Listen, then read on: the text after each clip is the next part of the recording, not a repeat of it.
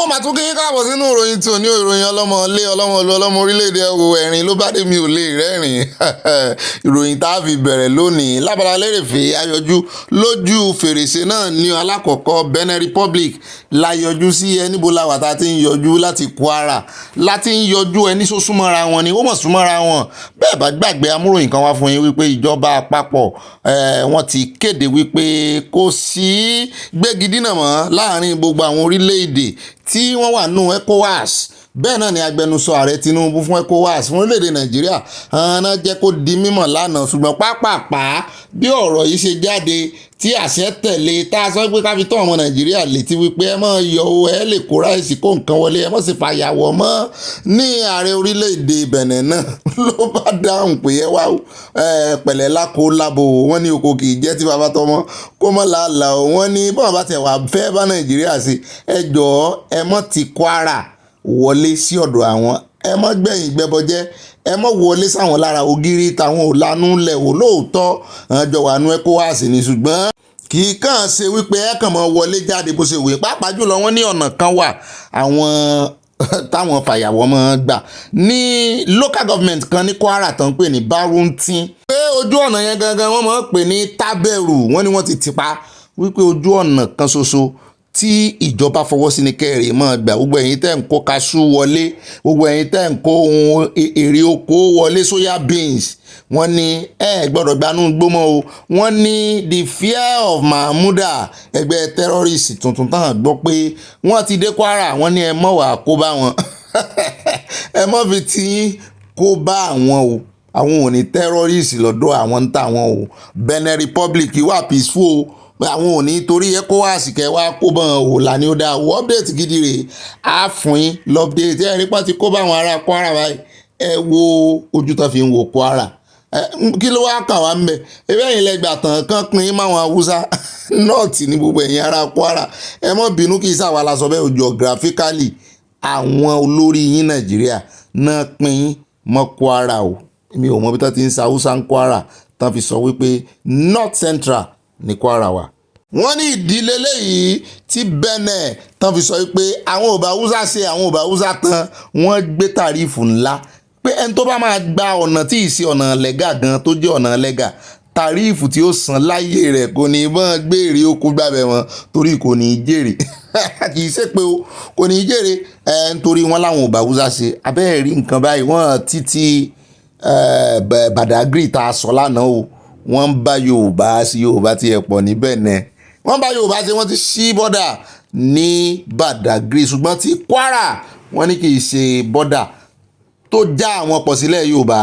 wọ́n ní so therefore hàn tì. bẹ́ẹ̀ náà ni ẹjẹ́ àfojú ọmọ ìrọ̀ àní fojú rẹ̀ hàn yín ọmọ kékeré ni ọmọ ọdún méjì tán ní ó wà lára àwọn tí wọ́n jí gbé múnísàn jìyà rẹ̀ gbé lọ sí ara bóyá Libya ṣùgbọ́n wọ́n ná tráfíìkì wọn ni mo lọ́mọ kékeré ọmọ ọdún méjì ló ti ń jìyà yìí láti kékeré lẹ ti ń fi fojú rẹ̀ ráre wọ́n ní wọ́n tà ní 100,000 ọmọ kékeré lẹ́tà ní 100,000 kí lẹ fẹ́ lọ́ọ́ fi ṣe ọmọbìnrin sì wá ní aṣáàdùpẹ́ wọn gé nǹkan kan wọn gẹ́yà ara rẹ̀ kankan tí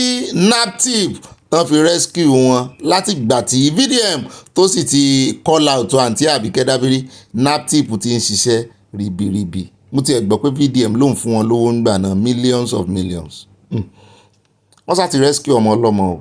bẹ́ẹ̀ náà ni nínú ìròyìn tí ó mọ̀ tẹ́lé agbọ́ wọn ní ìjọba Nàìjíríà ti yarí o pé àwọn ọ̀ràn àwọn ọmọ Nàìjíríà kankan lọ sí school abroad mọ́ o mo ní ń bo abroad mo ní wọ́n ní Benin wà lára abroad mo ní tó bá ti jẹ́ orí òkèèrè Ghana gan ara abroad ni wọ́n ní kò sówó ńlẹ̀ alákọ̀ọ́kọ́ wọ́n lẹ́lẹ́kejì wọ́n ní gbogbo iléèwé gíga tó wà Nàìjíríà wọ́n ti upgrade wọn náà ti lè figagbága wọ́n ti lè fakọyọ pẹ̀lú àwọn akẹgbẹ́ wọn tó wà káàkiri orílẹ̀-èdè àgbáyé wípé ẹ mọ̀ bọ̀ ńlé kò sówó ńlẹ̀ kò sí provision fún scholarship nínú bọ́jẹ́ẹ̀tì o àwọn ò sanwó scholarship yẹn kankan mọ́ federal government ló rán wa ń ṣẹ́ sí ìyẹn ìkéde pàtàkì ní o torí wọ́n ní iye táwọn ń san pẹ̀lú náírà ní ìdíyelé dọ́là ìyẹn ni wípé tán bá kọ̀ǹvàtì owó náírà sí dọ́là wọ́n ní kì í ṣe kékeré o wọ́n ní àwọn ò ní owó yẹn mọ́ ẹ̀mọ́ bọ̀ nílé kẹ́ wá kọ́ owó ẹ̀kọ́ tẹ́ẹ̀bà kọ́ pàápàá jùlọ ń táìmù yìí táàrẹ Tinubu ti sọ wípé local content Nigeria for Nigeria for gbogbo nǹkan Nigeria ní kẹ́ ẹ máa lò wọ́n ló bá school náà gbogbo school Nigeria ní kẹ́ ẹ máa lò àwọn èèyàn náà wá ń fi àsìkò ìran ààrẹ Tinubu létí pé ẹ má lọ France mọ́ o rí mọ́ gbàtọ́jú ẹ mọ́ sì ní France lẹ ti fẹ́ lọ ṣe líìvù ẹ mọ́ ṣe líìvù yín ní Òbùdù ranch tàbí kẹ́ ẹ gba Òkè Olúmọ lọ l'Ábẹ́òkúta tàbí kẹ́ ẹ lọ sí Ẹ̀rìn Ìjẹ̀ṣà Ìkọgùsì wà ń bẹ̀ wọ́n ní bẹ́ẹ̀ ní kẹ́rì ti mọ́ sọlidé yín ẹ mọ́ bẹ̀rù Mọ̀múdà ò ní dọ́dọ̀ yín. A sergeant of the Nigerian police force is now a corporal, so his rank is going to be removed. Provost, over to you. Ẹgbẹ́ ọ̀sẹ̀ fọwọ́ sí kán mọ́ dìmọ́tì àwọn ọlọ́pàá pé kán mọ́ lé wọn mọ́ kán mọ́ rusticate wọn mọ́ kán mọ́ dìmọ́tì wọn kán sì wà nínú iléeṣẹ́ ọlọ́pàá tán ti mọ́ mójútó wọn tẹ́ ẹ bá rí ní ti ọlọ́pàá tán dìmọ́tì ṣe ọ̀nà ṣẹ́gẹ̀ sí arákùnrin kan lára. Bẹ́ẹ̀ náà ni ọwọ́ tún ba DPO míì náà ti DPO yẹn ó fojú lọ́ọ̀yà kan gbolẹ̀ àmúbọ̀wá fún yín lọ́ọ̀yà ni yóò bá follow up kéèsì ṣe rí àwọn ọlọ́pàá yìí tán bá ti gbé ìbọn dání tán ti wọ aṣọ kámò yìí ìmọ̀ ṣe wọ́n bá kan ìmọ̀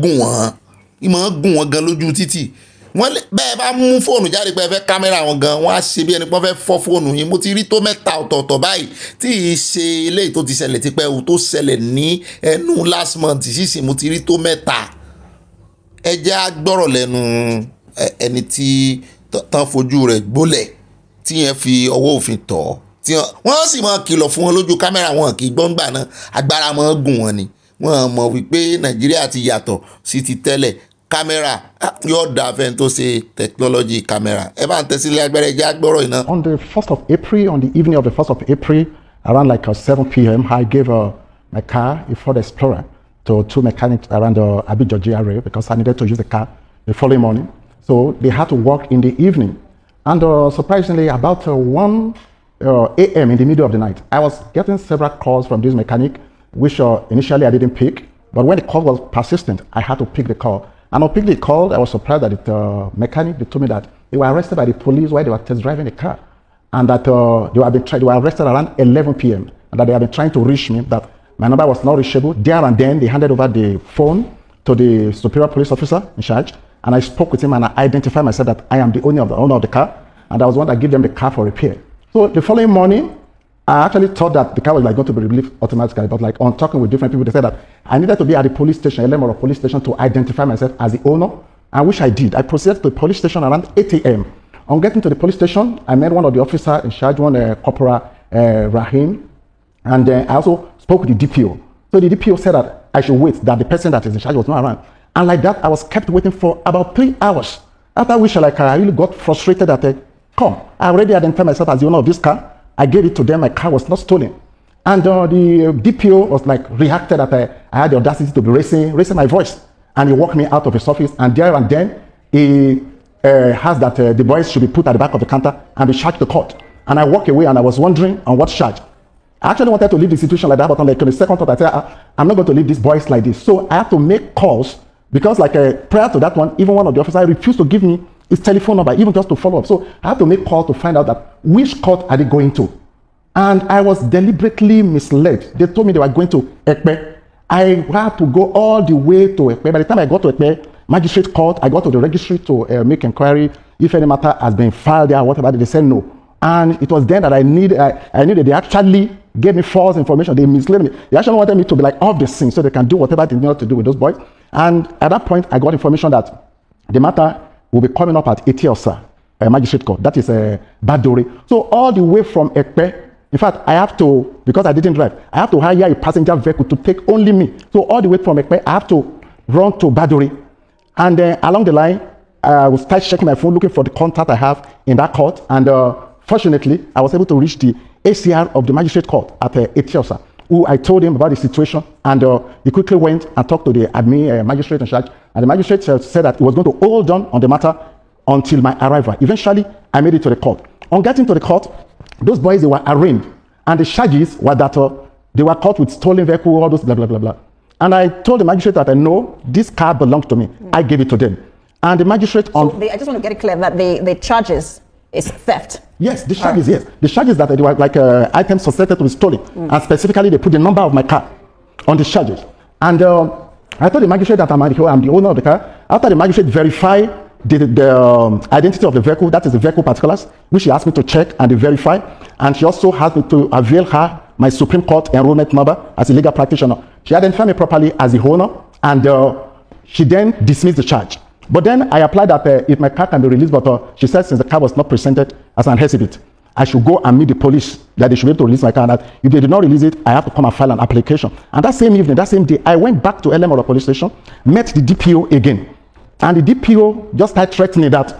if I don't bring all the vehicles particular up to date this and that, they were going to charge me to court, that they are there to enforce the law. This is after the magistrate. At least. Oh yes, I have to eventually go back to the court. I have to file an application. Like after 22 days, the car was released. That is by the order of the court. And of course, the day I actually take the order to him, that's like it was openly in front of the police station that he was going to flog me. I mean, action that were like grossly unprofessional. That what about the boys? The case has been dismissed. Oh, yes, the case so has there been is dismissed. no. I mean, there is no more court case. No, the case has been dismissed. No. But we yes. understand that an investigative panel was set up by the CP, and then you were to appear at the time that is convenient for you. Have you been able to make yourself available? No, I actually just got that in the news because that came to the through the Vanguard publication and some other news. So like I've not appeared there. I've not appeared, but I intend to do that, to appear at the panel. I believe that this has actually come to the attention of the police, and otherwise, actually, the other actions I wanted to take, that's like filing civil action against them for wrongs done, because the principle of the law is that you be just remedy. There is no wrong without remedy. I should have sued him, sued the police and every other person, but like other people have been appealing to me, to step down actions. And now that the police, they knew what happened, so the ball is in their court to actually take appropriate action. rí pé lẹ́yìn ní agbára wọ́n mọ̀ pé lọ́ọ̀yà ni lọ́ọ̀yà ló gbé mọ́tò fún àwọn mẹkáníìkì gbogbo tó ń gbìyànjú àti sọ nìyẹn o màá sáré ṣe pápápá torí kó lè yá Yorùbá wọ́n sì lọ́ọ́ mú wọn níbi tí wọ́n ti ń tún mọ́tò ṣe ẹ sì ní stolen vehicle ní ẹni tó sì ní mọ́tò sì fara rẹ̀ hàn ẹ sì ní ẹ gbà lójú ẹ nà kó tó di ọjọ́ kejì dé pápápá kó tó di pé arákùnrin yẹn mọ gbogbo bí tẹ́ ń gbé ilé ẹjọ́ tẹ́ lẹ́ẹ̀fẹ́ charge àwọn ọmọ yìí sí tẹ́ ń pè wọ́n lólè ẹ fún ní location mi ilé ẹjọ́ mi ó gbàbẹ̀ lọ lẹ́pẹ̀ẹ́ àṣé bádóore ń bílẹ̀ ti fẹ́ ṣẹjọ́ ó ṣàkàyìn mọ́lé ẹjọ́ ọlọ́run ló ní lọ́ọ̀yà ni wọ́n dá a lẹ̀ ẹgbẹ́ mọ́tò rẹ̀ fún ẹlẹ́ẹ̀nà ṣé rí agbára ń gun àwọn ará bíi ṣùgbọ́n inú mi dùn ó pé àwọn ọ̀gá wọn náà ti rí ní táwọn ọmọ ń ṣe àwọn ọmọ wọn ń ṣe wọ́n ti rí ní tó máwọn èèyàn mọ́ complain nípa wọn àṣírí wọn tú gidigidi báyìí ibi tán ń ṣe é sí aṣáàdúpẹ́ pọ́wọ́ lọ́ọ̀yà náà ṣe é sí àwọn ọmọ yẹn ò bá jìyà ìmọ̀dí wọn bá rẹ̀wọ̀n torí wọ́n fẹ́ dì pẹ̀lú àwọn ọmọ yẹn ni wọ́n fẹ́ kí ni ó lè wà ńlẹ̀ mọ́lẹ̀ wọn ọmọ wọn ti sọ fún yín wípé wọn àwọn mẹkáníìkì ni ẹ́ kí wàá náà ṣe fún yín àbí èèyàn kan ṣé wọ́n ṣẹ̀yìn ni tẹ́ ẹ ṣe wá ń ran dandan ò wà dáadáa ò sọ̀rọ̀ dáadáa and I will deal with you sẹ́yìn ilẹ̀ sòfin ni. orientation àwọn ọlọ́pàá yín Nàìjíríà in fact wọ́n lè arrest àwọn ẹbí wọn mí gbà mí gan tán ní mọ̀ pé bí àwọn náà arrest pẹ̀lú bọ́n ṣe máa ń ṣe pẹ̀lú arrest aṣáàdúpẹ́ lọ́wọ́ Ọlọ́run o pé àwọn ọmọ yìí wọ́n á bọ́ sọ́wọ́ orí àwọn òbí wọn ó wà lẹ́yìn wọn. ẹ wo ẹjẹ kó ń bẹ bàbá mi àfi sùúrù hàn náà sẹ́ǹdì fọ́nrán ìsinmi yóò dà fún yín lẹ́ẹ̀kan sí i aṣòfin lẹni tó fẹ́ sọ̀rọ̀ yìí ọmọlẹ́gbìmọ̀ aṣòfin ní state level ní Borno ni kó tó wá di pé ó tún di aṣòfin ní Federal Republic bóyá honourable wa ni bóyá senator ni n ò tí ì clear abẹ́hùn ṣùgbọ́n aṣòfin sáni ló wá tún pẹ̀rẹ́pẹ̀rẹ́ tán fi business tán fi kíní ṣe BokoHaram bandits tán fi ń ṣe business ni ó ní torí owó tán fẹ́ gbà ó ní òun mọ àwọn mọ personal interest náà fi ń ṣe mo ní ó tiẹ̀ ti da èyí náà lẹ́mọ̀ tó àṣírí ara yín nìsín ó ti dé ìpẹ̀kun ọrùn yín. ẹjọ́ mo fẹ́ kẹ́ ẹ farabalẹ̀ bá ń gbọ́ ní o gbàjọba Jonathan ó láwọn ṣe òfin mú àwọn private mercenaries tí máa ń jà fún ìlú ogun ni wọ́n wà fún ọmọ train wọn fún igun ṣùgbọ́n private ni wọ́n náà sọ lẹ́nu ọjọ́ mẹ́ta wípé tán debate pé kí wọ́n invite wọn wá àwọn ọmọ iléeṣẹ́ asòfin Nàìjíríà pé kán wá dojú BokoHaram tán kọ̀ tán ní rárá kán wọ́n invite external mercenaries ó náà invite ẹ̀ nígbà tí Jonathan ó ní kò ná àwọn lówó púpọ̀ ó sì sọ ó ní wọ́n ṣiṣẹ́ takuntakun ó ní ṣùgbọ́n torí ìmọ̀tara ẹni nìkan àjẹbánu tí àwọn èèyàn àwọn fẹ́ jẹ lórí BokoHaram tán fi ń ṣe business ó ní kán fi àwọn ọ̀gá ológun Nàìjíríà sí rìn professional ni ó ní ṣùgbọ́n ẹ fún wọn ní target wọ́n sì mọ́ fún àwọn òṣìṣẹ́ báńkì ní target àwọn marketer ẹ fún wọn ní target ọjọ́ báyìí la fún yín dà ẹ clear gbogbo wọn tẹ́ ẹ bá fẹ́ ká invite mercenaries owó tá à ń kó fún yín á kó fún mercenaries kí ló ń ṣe yín gan ẹ jẹ́ á gbọ́rọ̀ lẹ́nu ẹ̀. You cannot just sit down watching them to do whatever they feel like doing simply because they are professionals. You cannot talk to them. Give them target. During Jonathan, we brought mercenaries. They were about to finish BokoHaram. But because of our complacency and personal aggrandizement and personal interest, we asked them to go back. And we are still battling with the issue. I was in Borno State as a member of a state House of Assembly when the mercenaries were in Borno. There were less than 30. They operate in a place like this. Everybody with a laptop before him, observing what is happening in the bush. The moment they discovered an enclave, they will be able to identify how many weapons do they have, what kind of weapons are they using, how many AK-47 do they have, how many explosives do they have. They will take only 3 or 4 people in a chopper, go and clear everything. They will snap pictures before clearing them and bring back exhibit. We are about to finish it. And because of interest, personal interest, that if we allow mercenaries to finish this thing, we are not going to get anything. How much was the bill given by the mercenaries? Even Russia is employing mercenaries to fight for them, isn't it? Are we stronger than Russia? Is there anything wrong if you can bring somebody that can fight for you? There's nothing wrong in that. So I'm sorry if people are saying that National Assembly is not doing the needful, National Assembly is not providing the enabling laws. We have provided all the enabling laws. The enforcement of such laws is not ours. If government is not ready to implement, there is no way we can compel government. The only thing we can advise government. If government refuses to do it, there is no way you can force them. Because they have the machineries for implementation. You do not have. Abẹ́rí o, ẹ rí pé nǹkan ti dẹnu kọlẹ̀ gan. Ṣùgbọ́n a dúpẹ́ páwọn kan nígboyà wọn sọ̀rọ̀. Òun náà ló dífá ọ̀rọ̀ tí Òbí sọ láìpẹ́ yìí. Ó tún tẹnu àbùkù bá ọ̀pẹ bolo. Election Edo onírọ́ ni wọ́n ṣe ó ní kì í ṣe nǹkan pè lẹ́lẹ́kṣọ̀n nìyẹn ọ̀pẹ́ bolo náà ti wá dá onírọ́ o ó ní election gidi ní election òun o Òbí gan ti wá yarí báyìí ó ń sọ gbogbo ọ̀rọ̀ inú rẹ̀ dálẹ̀ ni. The labor is in vain. We have a country now that is not democratic. We are not a democratic country. Let's tell ourselves the truth. Is the election that happened in Edo, is it democratic? Just the last election in Edo. It's the most undemocratic election. Everybody knows who won that election. So why are we keeping it and saying, let your work not in vain? It is in vain. So we can start picking the pieces now because they've destroyed everything people have sacrificed for. Abalajọ tí ló ṣe ń bí wọn ní Òbí ń sọ̀rọ̀ dálẹ̀ pé gbogbo ọ̀rọ̀ tí ń sọ ó ń di mákẹ́ẹ̀tì Nàìjíríà abẹ́ẹ̀ ti rí báyìí àwọn ayé wọ́n sì ń gbọ́rọ̀ ẹnu Òbí pàápàá jùlọ àwọn outside the country international community wọ́n ń gbọ́rọ̀ ẹnu Òbí ó ti wá sọ báyìí ó ní Nigeria is not a democratic government pàápàá jùlọ táàrẹ Tinubu tán tún fi tipátì kúùkù tún yan sole administrator ọ̀rọ̀ ńlá ni o wọ́n sì ti láwọn ó dá lóhùn accordingly kán sáà mọ́ fi DSS gbé Òbí o. ọ̀rọ̀ ìjà kò ń bẹ́ẹ̀ o láìpẹ́ yìí ni a rí àwọn mọ́tò kan tán brandi irú bọ́n ṣe brandi wọn náà rè Tinubu 2027 ṣùgbọ́n wọ́n dìbọ́ǹkì ẹ̀ wọ́n láwọn ò mọ nǹkan kan ń pa àwọn èèyàn ló ń ṣe o àfi bá a tún ṣe rélé náà bọ́ọ̀dù ńlá mo ní bo lówó àwọn láwọn ò tiẹ̀ mọ bí táwọn gbà kọjá mọ́ táwọn ti rí mo ní ó dáa gọ́ọ̀n sọ̀hún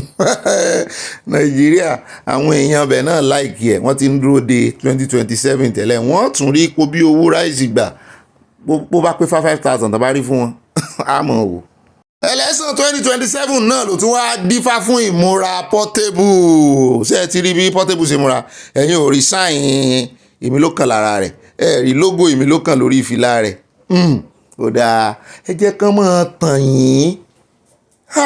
Nàìjíríà yìí tí gbogbo yín ni. This shoe na everybody shoe this aṣọ agbada dey whine you no get money o le debi then who no get money no fit go ole on tọrọ aṣọ nbi o dem dey sell cloth ni o buying and selling sewing fashion design yẹn ṣoyi fodi you give me dollar first this year na him first give me dollar first person wey first give me dollar this year na him be ṣoyi fodi for every day party now agbebe carry me come in shop now don give me cloth ọ fún mi láṣọ mẹ́wàá ọ fún mi ní aṣọ mẹ́wàá bàtà mẹ́wàá fìlà mẹ́wàá gbogbo ẹ̀ mẹ́wàá.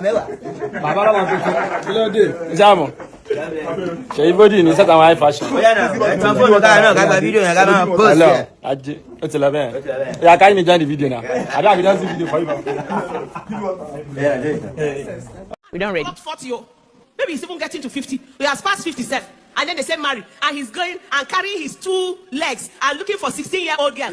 18-year-old girl, 20-year-old girl. Mind yourself. Wait a minute. Those that are 40-something like yourself, who are you living there for? I wonder.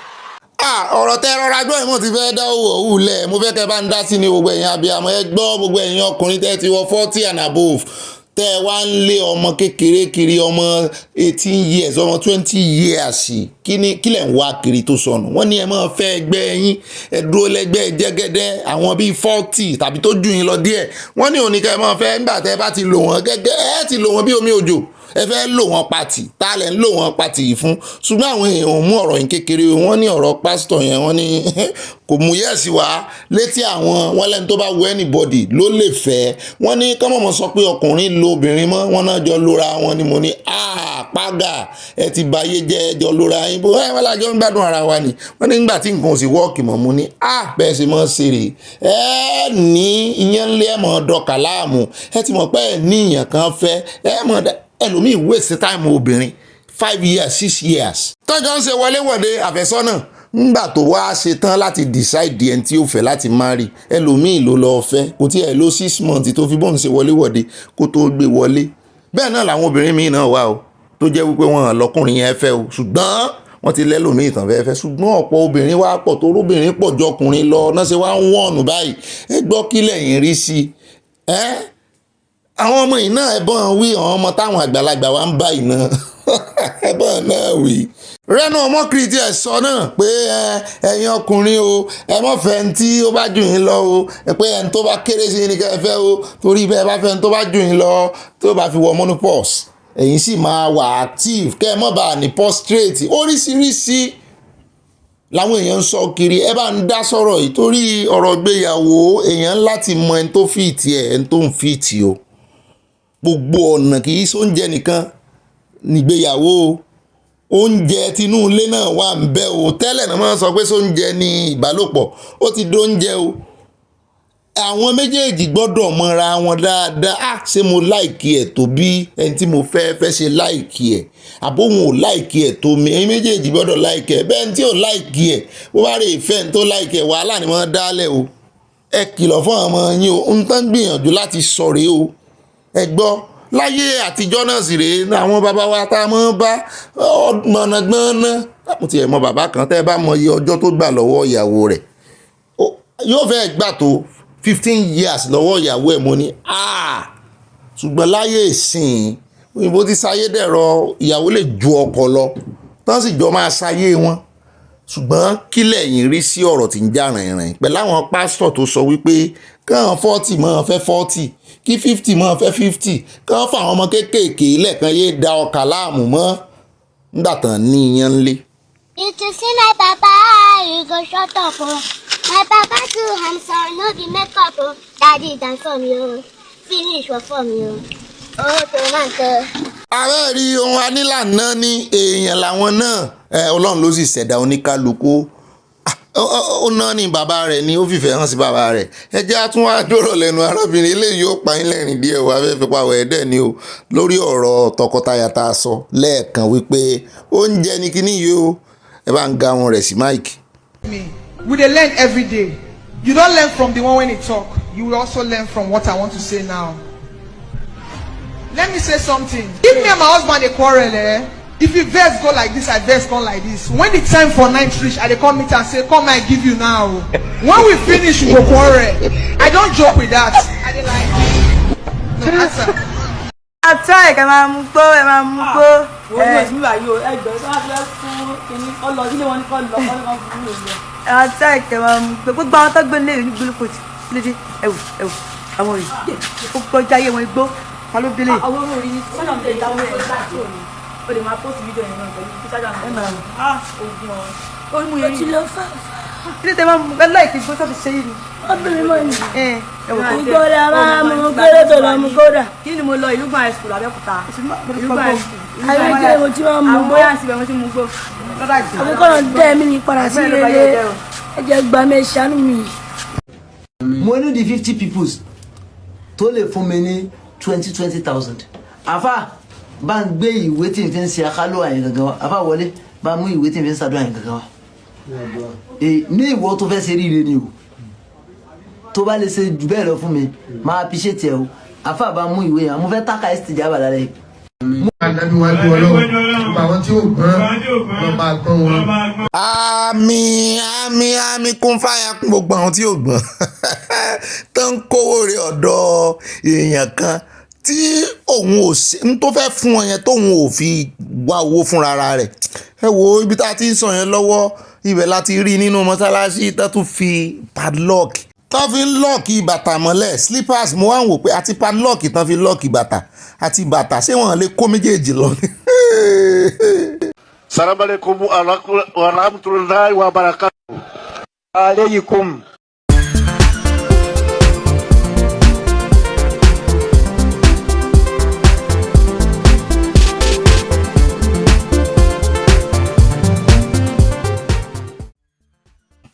Ìbùkún ọ̀run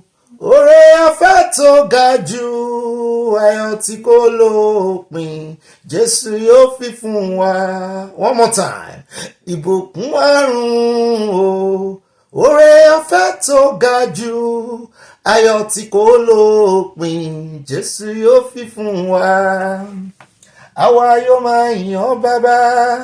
àwa yóò máa ṣàfẹ́rí rẹ̀ ayọ̀ tí kò lópin òun yóò fi fún wa. Ìbùkún ọ̀run oore ọ̀fẹ́ tó ga jù ayọ̀ tí kò lópin Jésù yóò fi fún wa.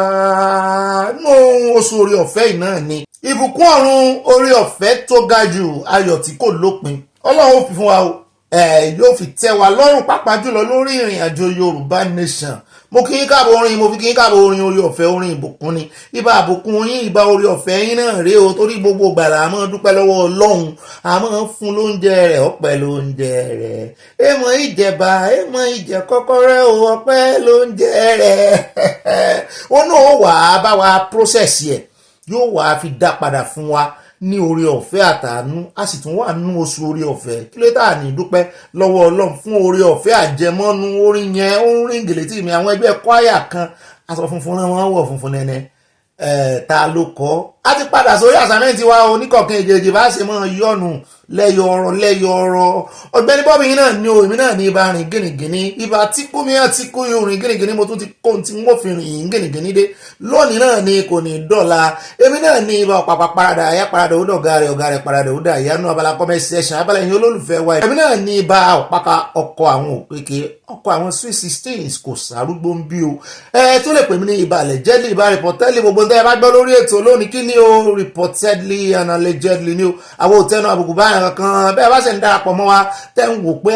táàrẹ àwọn wo rèé tínú wọn ń dùn táyọ̀ wọn ń kún èyí sáwọn ò ní rònú ni ṣé ìwọ̀n àwọn ò tiẹ̀ mọ̀ pé bó ṣe ń lọ káàkiri àgbáyé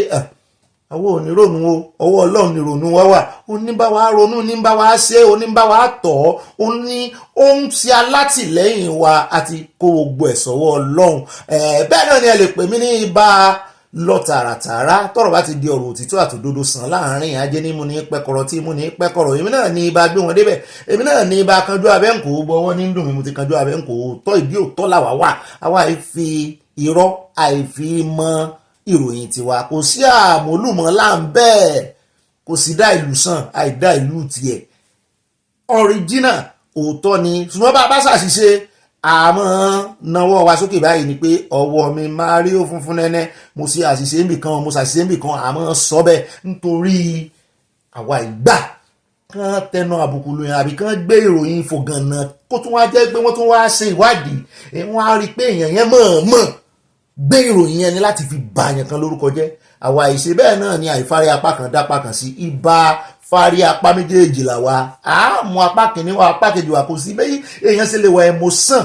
tó emotional àìjẹ́ kí emotion kò blind wa torí ẹ ń bá kọ́kọ́ sọ story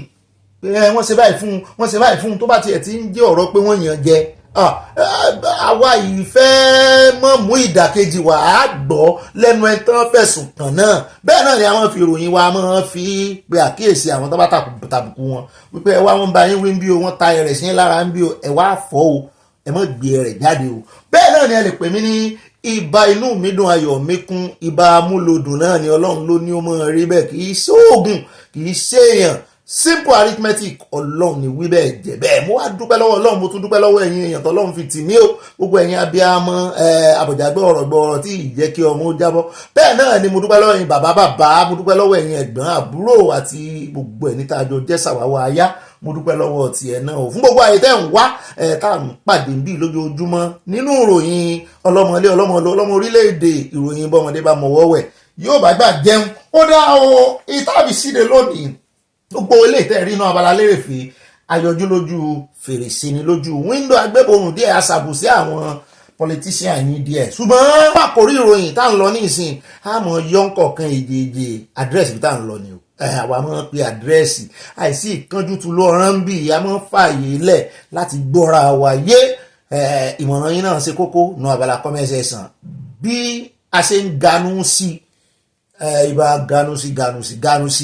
àjọ ń ganu sí ròyìn nítorí èmi náà wọ́n gbára alẹ̀ fún inú abala yín abala kọ́mẹ́sẹ̀sán àjọ wọn ganu sí ìbá kùndùsì yín náà rè mo gbé kùndùsì fún gbogbo ẹ̀yin olólùfẹ́ wa níkọ̀ọ̀kan èjèèjì àkọ́kọ́ nínú ìròyìn tòní nínú abala àkórí ìròyìn ká tó mẹ́nu lé àwọn àkórí ìròyìn ẹjọ́ ẹ fún ìṣẹ́jú kan bó bá ti pé ìṣẹ́jú kan kẹ́ já mi tàn mọ́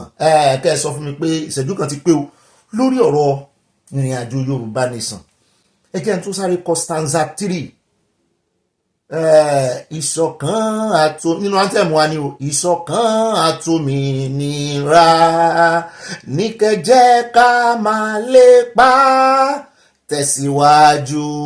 lọ́nà ire àtòhun tó dára iṣẹ́ wa fúnlẹ̀ wa fún ilẹ̀ ìbí wa kàgbéga fàyè rí ìṣọ̀kan àtòmìnira kò sí ìṣọ̀kan láàrin wa kò sí ṣọ̀kan kí ló dé tá a rí báyìí nǹkan wọn ní nǹkan kan bá àjà ò jẹ́ apá rẹ̀ ó gùn jù tán lọ bá a ṣe dáa tó bá a ṣe lẹ́wà tó bá a ṣe gbọ́n tó bá a ṣe níyì tó Yorùbá kí ló dé tá a rí báyìí tá a ní ìṣọ̀kan báyìí kí là ń wá gan torí ní alẹ́ àná mọ́júmọ́ àárọ̀ yìí n ò lè sùn dáadáa kì í ṣe pé òun wà mo kàn yí sọ́tún mò ń yí sósì pé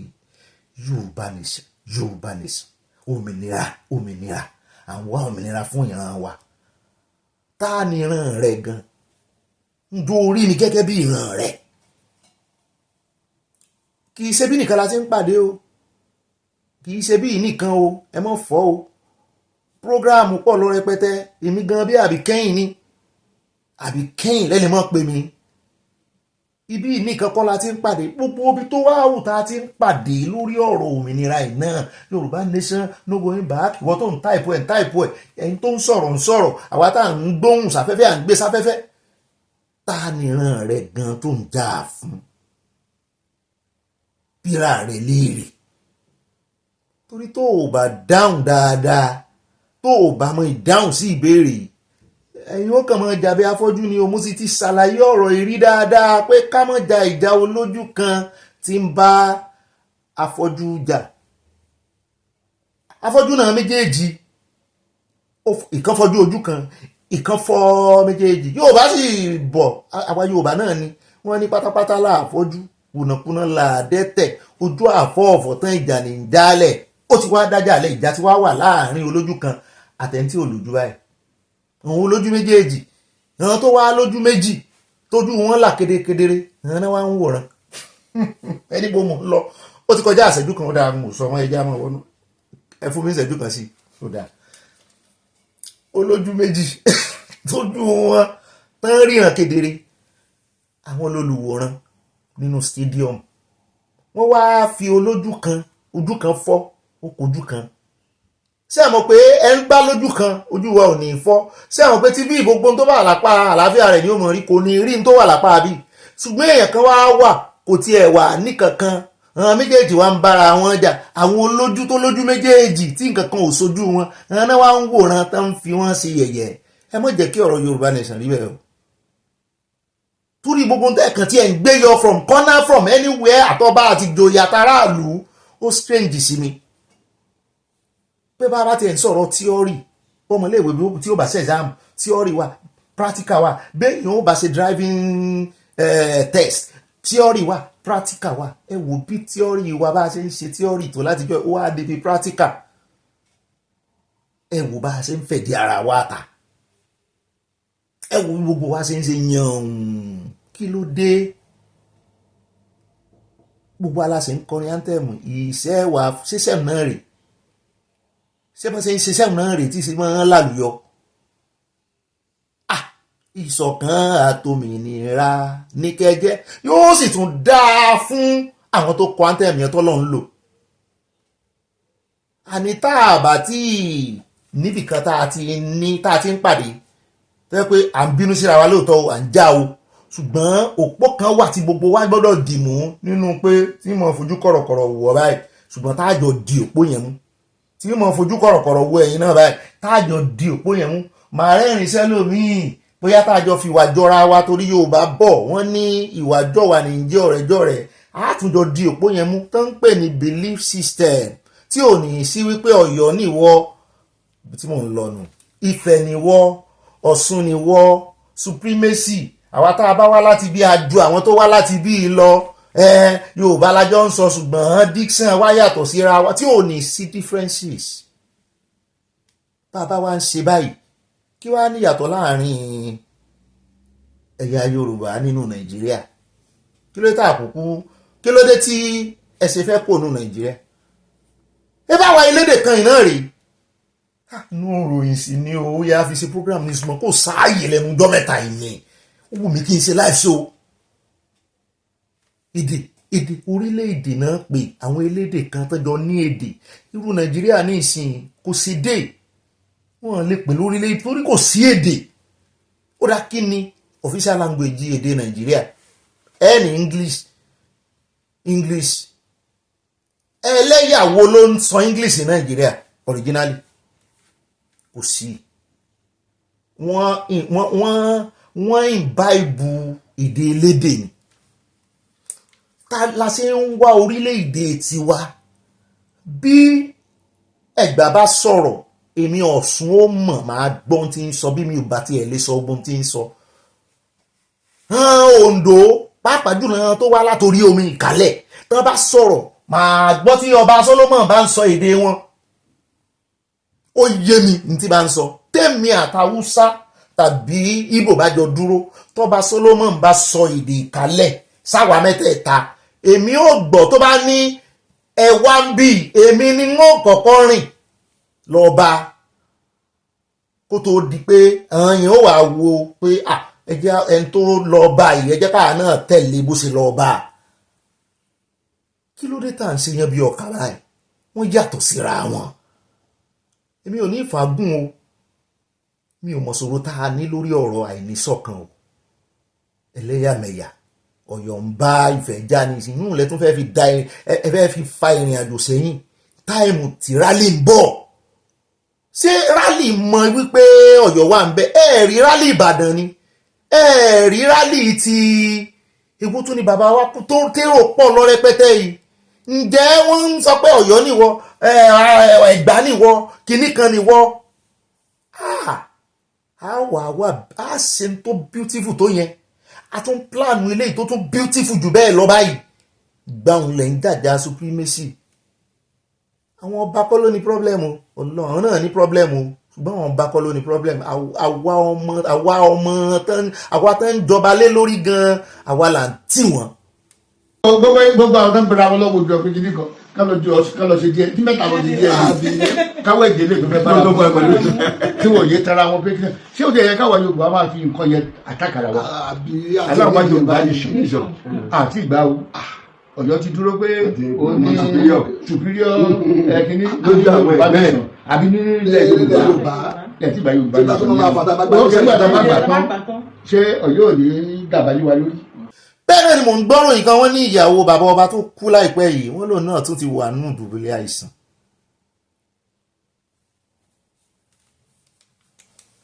Yorùbá ẹ̀ fẹ́ràn ara ẹ̀ ìka pọ̀ nù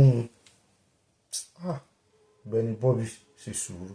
Ó dẹ̀ káàbọ̀ padà sínú ìròyìn tòní ìpàdé ọlọ́mọlé ọlọ́mọ orílẹ̀-èdè àkọ́kọ́ náà àwọn àkórí ìròyìn wa fún tòní. Bíbọ̀ là ń lọ ọjà dọ́dọ̀ Kẹ́mi Bádé náà kára wa ní ọmọ wa ní ókọ wa ní jẹ́ ìwà wa ní ń wù ó tẹ̀ jẹ́ pa ara wọn kan tó tún ń ṣe ṣọṣọṣọ tó ń bínú orí Yorùbá sì sọ wípé àlè bínú orí ká fi fìlà dé dì í òótọ́ ọ̀rọ̀ pọ̀ lẹ́nu Kẹ́mi Bádé náà torí ẹ̀ lẹ́ẹ̀sì rí tí wọ́n ń retí ọjọ́ ṣubú rẹ̀ wọ́n sì sọ pé ń bá wò ṣẹ́jú akàn yóò pẹ́ létí omi ìfáàtì gbogbo inú níbí ni tẹ́ ń ṣe sí Kẹ́mi Bádé náà kì pé wọ́n ti fẹ́ yọ nípò wọ́n ṣe election lẹ́nu ọjọ́ mẹ́ta ìfáwọn local government wọ́n ń bẹ̀ ẹgbẹ́ òṣèlú rẹ̀ ọ̀pọ̀lọpọ̀ wọ́n fìdí rẹ̀ mi àwọn èèyàn tí a sáré gbé òyìnbó fẹ́ òyìnbó so ẹ̀ kọ́lọ̀ ó bá so ẹ̀ kọ́lọ̀ nǹkan kí lẹ expect tẹ́lẹ̀ mọ̀rìwò ní láàrin ẹ̀gùn kò dín Kẹ́mi Bádé náà kìkù ọmọ rẹ̀ ni tí ń fàkà jẹ ẹ̀kọ́ ọmọ rẹ̀ ni kò dínkù rárá òótọ́ ọ̀rọ̀ ní sọ ìdí òótọ́ ló wà ó dùn yín nítorí kò fomi là á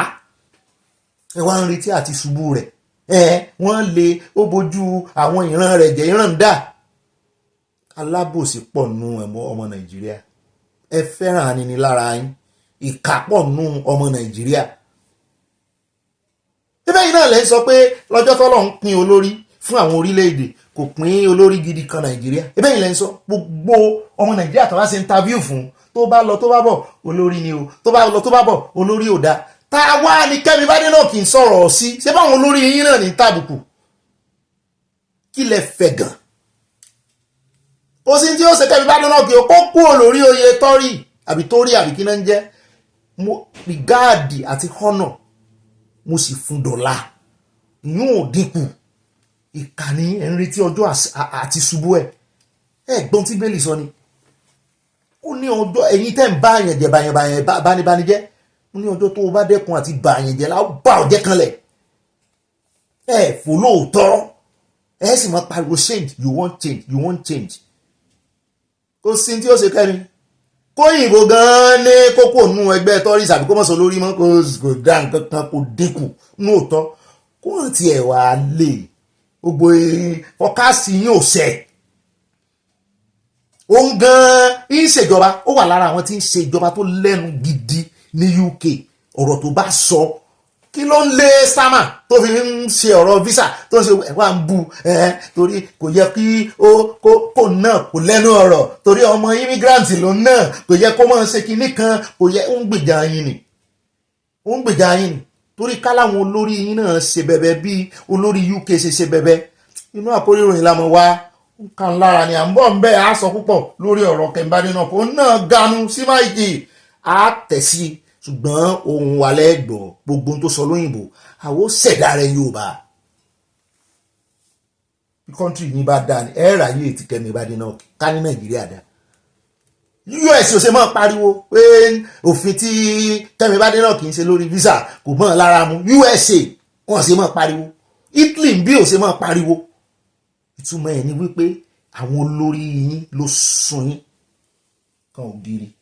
ẹ jẹ́ akóńbẹ́ jàre tá a bá kóńbẹ́ àádọ́dọ́ jọ́ọ̀jì kan ní USA níbi táwọn ló ti fagilé gbogbo gbèdéke gbogbo ọ̀dà níbi táwọn ló ti fagilé gbogbo ọ̀dà tí Trump fẹ́ máa gbé wọ́n ní Trump fẹ́ lay off àwọn òṣìṣẹ́ nínú gbogbo eléyìí ẹ fẹ́ máa dá àwọn òṣìṣẹ́ dúró kí ló dé wọ́n sá ní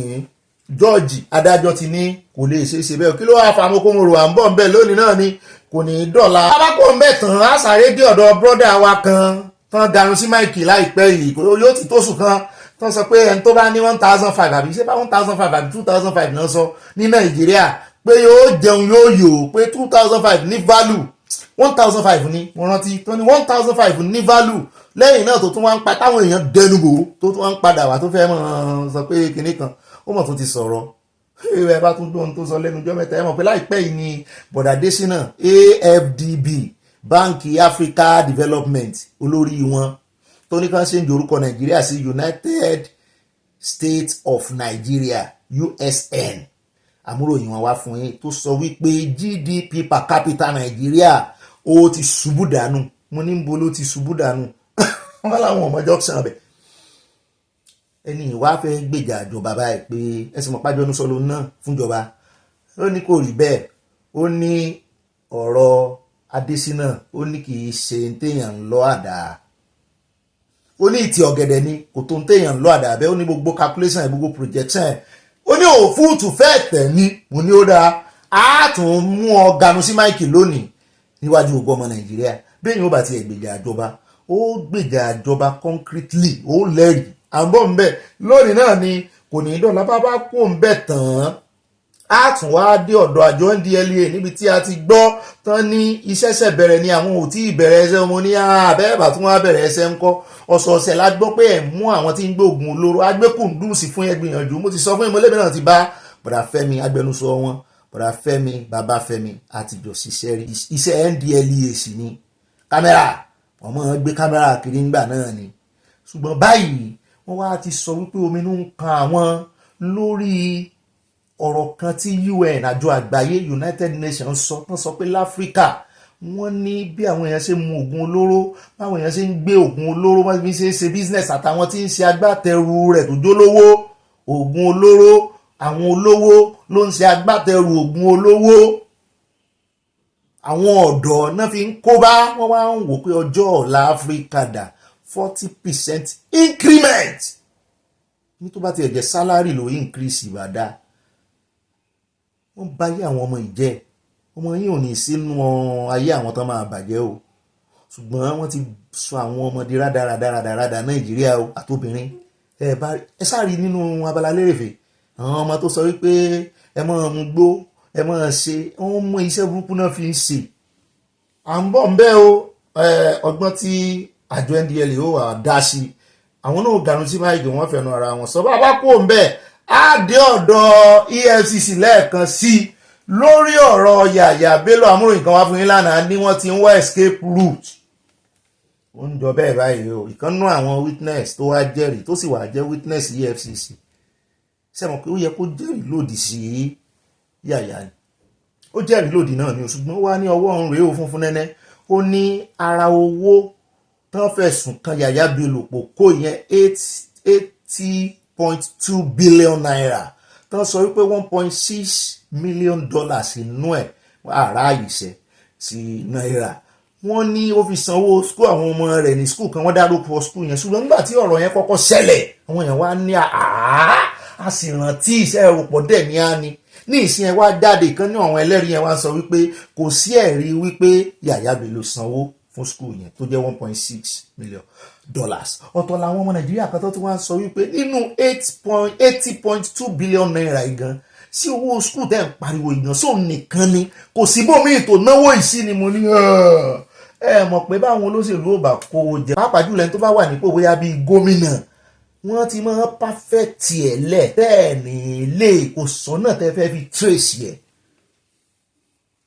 afẹ́ni tó bá mo lè jà tàbí lára kákọ́ọ̀sì tánjọ́ jalè tó mọ̀ sí nìkan ló lè tó àṣírí òun náà ó sì rẹ̀ dé àti forí kọ torí ẹni tán bá forí ẹ̀ fàgùn kò ní dúró jẹ́ ń bẹ̀. wọ́n wá sọ wọ́n ní school ti sọ wípé kò sí ẹ̀rí wípé wọ́n transfer owó sáwọn. local state government náà nígbà tí Yàyà wà ń bẹ̀ wọ́n ní kò sẹ́rí wípé wọ́n transfer owó sí school. wọ́n á wò pé nígbà tó rọ̀ ìkókó ṣẹlẹ̀ á gbọ́ wípé school dá owó kan padà àbí ẹ̀yin ẹ̀rántí tí EFCC sọ wípé àwọn rí nǹkan exhibit kan gbà àwọn róhun owó kan gbà Google ẹ̀ rántí torí èmi ti Google rẹ̀ àwọn èèyàn náà sì ti wọn àwọn tó rántí wọ́n ta wá lólobó pé wọ́n sọ ńgbà náà páwọn gba àwọn owó kan díẹ̀ nínú owó tí school tí wọ́n náà san tán ní ó san fún school yẹn lórí àwọn ọmọ rẹ̀ tí wá jẹ́dá ilẹ̀ ní school kò sí ẹ̀rí wípé wọ́n transfer owó fúnra wọn mọ́ àti pé sí owó school nìkan náà ní ló ní $1.6 million àbá ṣe sí náírà nínú 80.2 billion wọn yòókù yẹ ẹ̀rí bí tán náà yòókù sí ni. à ń bọ̀ ń bẹ́ o torí wọ́n ní the more you look the less you see òun lọ̀rọ̀ Nàìjíríà pàdípàdí náà ń fi ṣe abájọ tó ní kálukú ń dìfẹ́ẹ̀tì mẹ́ra tán ra mi jẹ́ mẹ́ra ṣàṣì dànù mẹ́ra bá tara mi tí o mẹ́ra gbógun ti ra mi àwọn tán gbógun ti ra wọn pọ̀ Nàìjíríà ẹjẹ́ kó ń bẹ̀ jàre ẹjẹ́ wá lọ sínú àkórí ìròyìn tí ó mọ̀ tẹ́lẹ̀ àní pẹ́ lónìí rárá ẹjẹ́ àdọ́dọ̀ JAMB àwọn náà dànù sí máìkì lórí báwọn ọmọ skul ṣe fẹ́ẹ̀lì wọ́n sọ iye àwọn ọmọ tán rẹ́gísítà tán róòlù fún JAMB wọ́n sọ iye àwọn táwọn wíhóòdù rìsọ́ọ̀tì wọn táwọn ò rìlíìsì ẹ̀ wọ́n ní 390,000 wọ́n lọ́mọ mélòó ló wá sí wọ́n lọ́mọ tó wọ́ bíi 2 million ọmọ tó ṣe JAMB wọ́n ní 390 náà wọ́n wíhóòdù táwọn ò rìlíìsì rìsọ́ọ̀tì wọn wọ́n wá ń sọ wọ́n ní pàápàá jùlọ náà àwọn tán rìlíìsì rìsọ́ọ̀tì wọn àwọn èèyàn tún fèèlè lọ rẹpẹtẹ wọ́n ní ẹ mọ̀ kan sáárá sáwọn wọn láwọn ọmọ yín ń jalè wọ́n ń ṣe màgòmágó àná amúfọ́nrán kan wá fún yín níbi tó ọmọ kékeré ọmọ primary school tó fi òrìjò ó ti kọ́nú pépà ó gbé wọlé tó fi ṣe ti aṣọ aṣàfihàn yìí wọ́n ní tán ọmọ yín ṣe tó pọ̀ jù tán bá fẹ́ ṣe JAMB nìyẹn wọ́n ní kò sì dáa kàn mọ́ gba àwọn ọlọ́pọlọ dúdú wọlé sí higher institution wọn nítorí ẹ̀ lọ́pọ̀ wọn bẹ́ẹ̀ bá bí wọn yóò pe ara ẹ̀ graduate ó yá wá ṣèbò kò ní lè ṣèbò kò ní lè solve maths ọmọ primary 3 wọ́n ní nídìí èyí wọ́n ní anti-malpractices tán gbé kalẹ̀ ní ìsìn tó ń já àwọn ọmọ wọ́n ní òun gangan ló ran àwọn lọ́wọ́ láti mú àwọn ọmọ ẹ̀ wọ́n ní ẹ máa gbé kùndùsì fáwọn wọ́n ní ìsìn àwọn ò fẹ́ dúró de kọ́mọ wọnú exam hall tán kàn tó máa lo invigilator láti mú wọn náà fẹ́ mú wọn bẹ̀rẹ̀ pẹ̀pẹ̀ mo ní ó dá wọn ganu sí máìkì wọn sọ̀rọ̀ wọn ní ẹ mọ́ wà discourage ẹ sọ fún àwọn ọmọ yín kán rè túnra mú mo ní ó dá àbá yín jíṣẹ́ bàbá kò ń bẹ́ẹ̀ á dé ọ̀dọ̀ NNPC níbi tá a ti gbọ́ tán ní àwọn òṣìṣẹ́ NNPC kan wọ́n gbé placard jáde náà bá ń ṣèwọ́de o wọ́n ní àwọn ìyanṣẹ́lódì wọ́n ní èní ní ọjọ́ 7 tí wọ́n ti yanṣẹ́lódì mú láwò gbọ́n kankan mo ní ṣùgbọ́n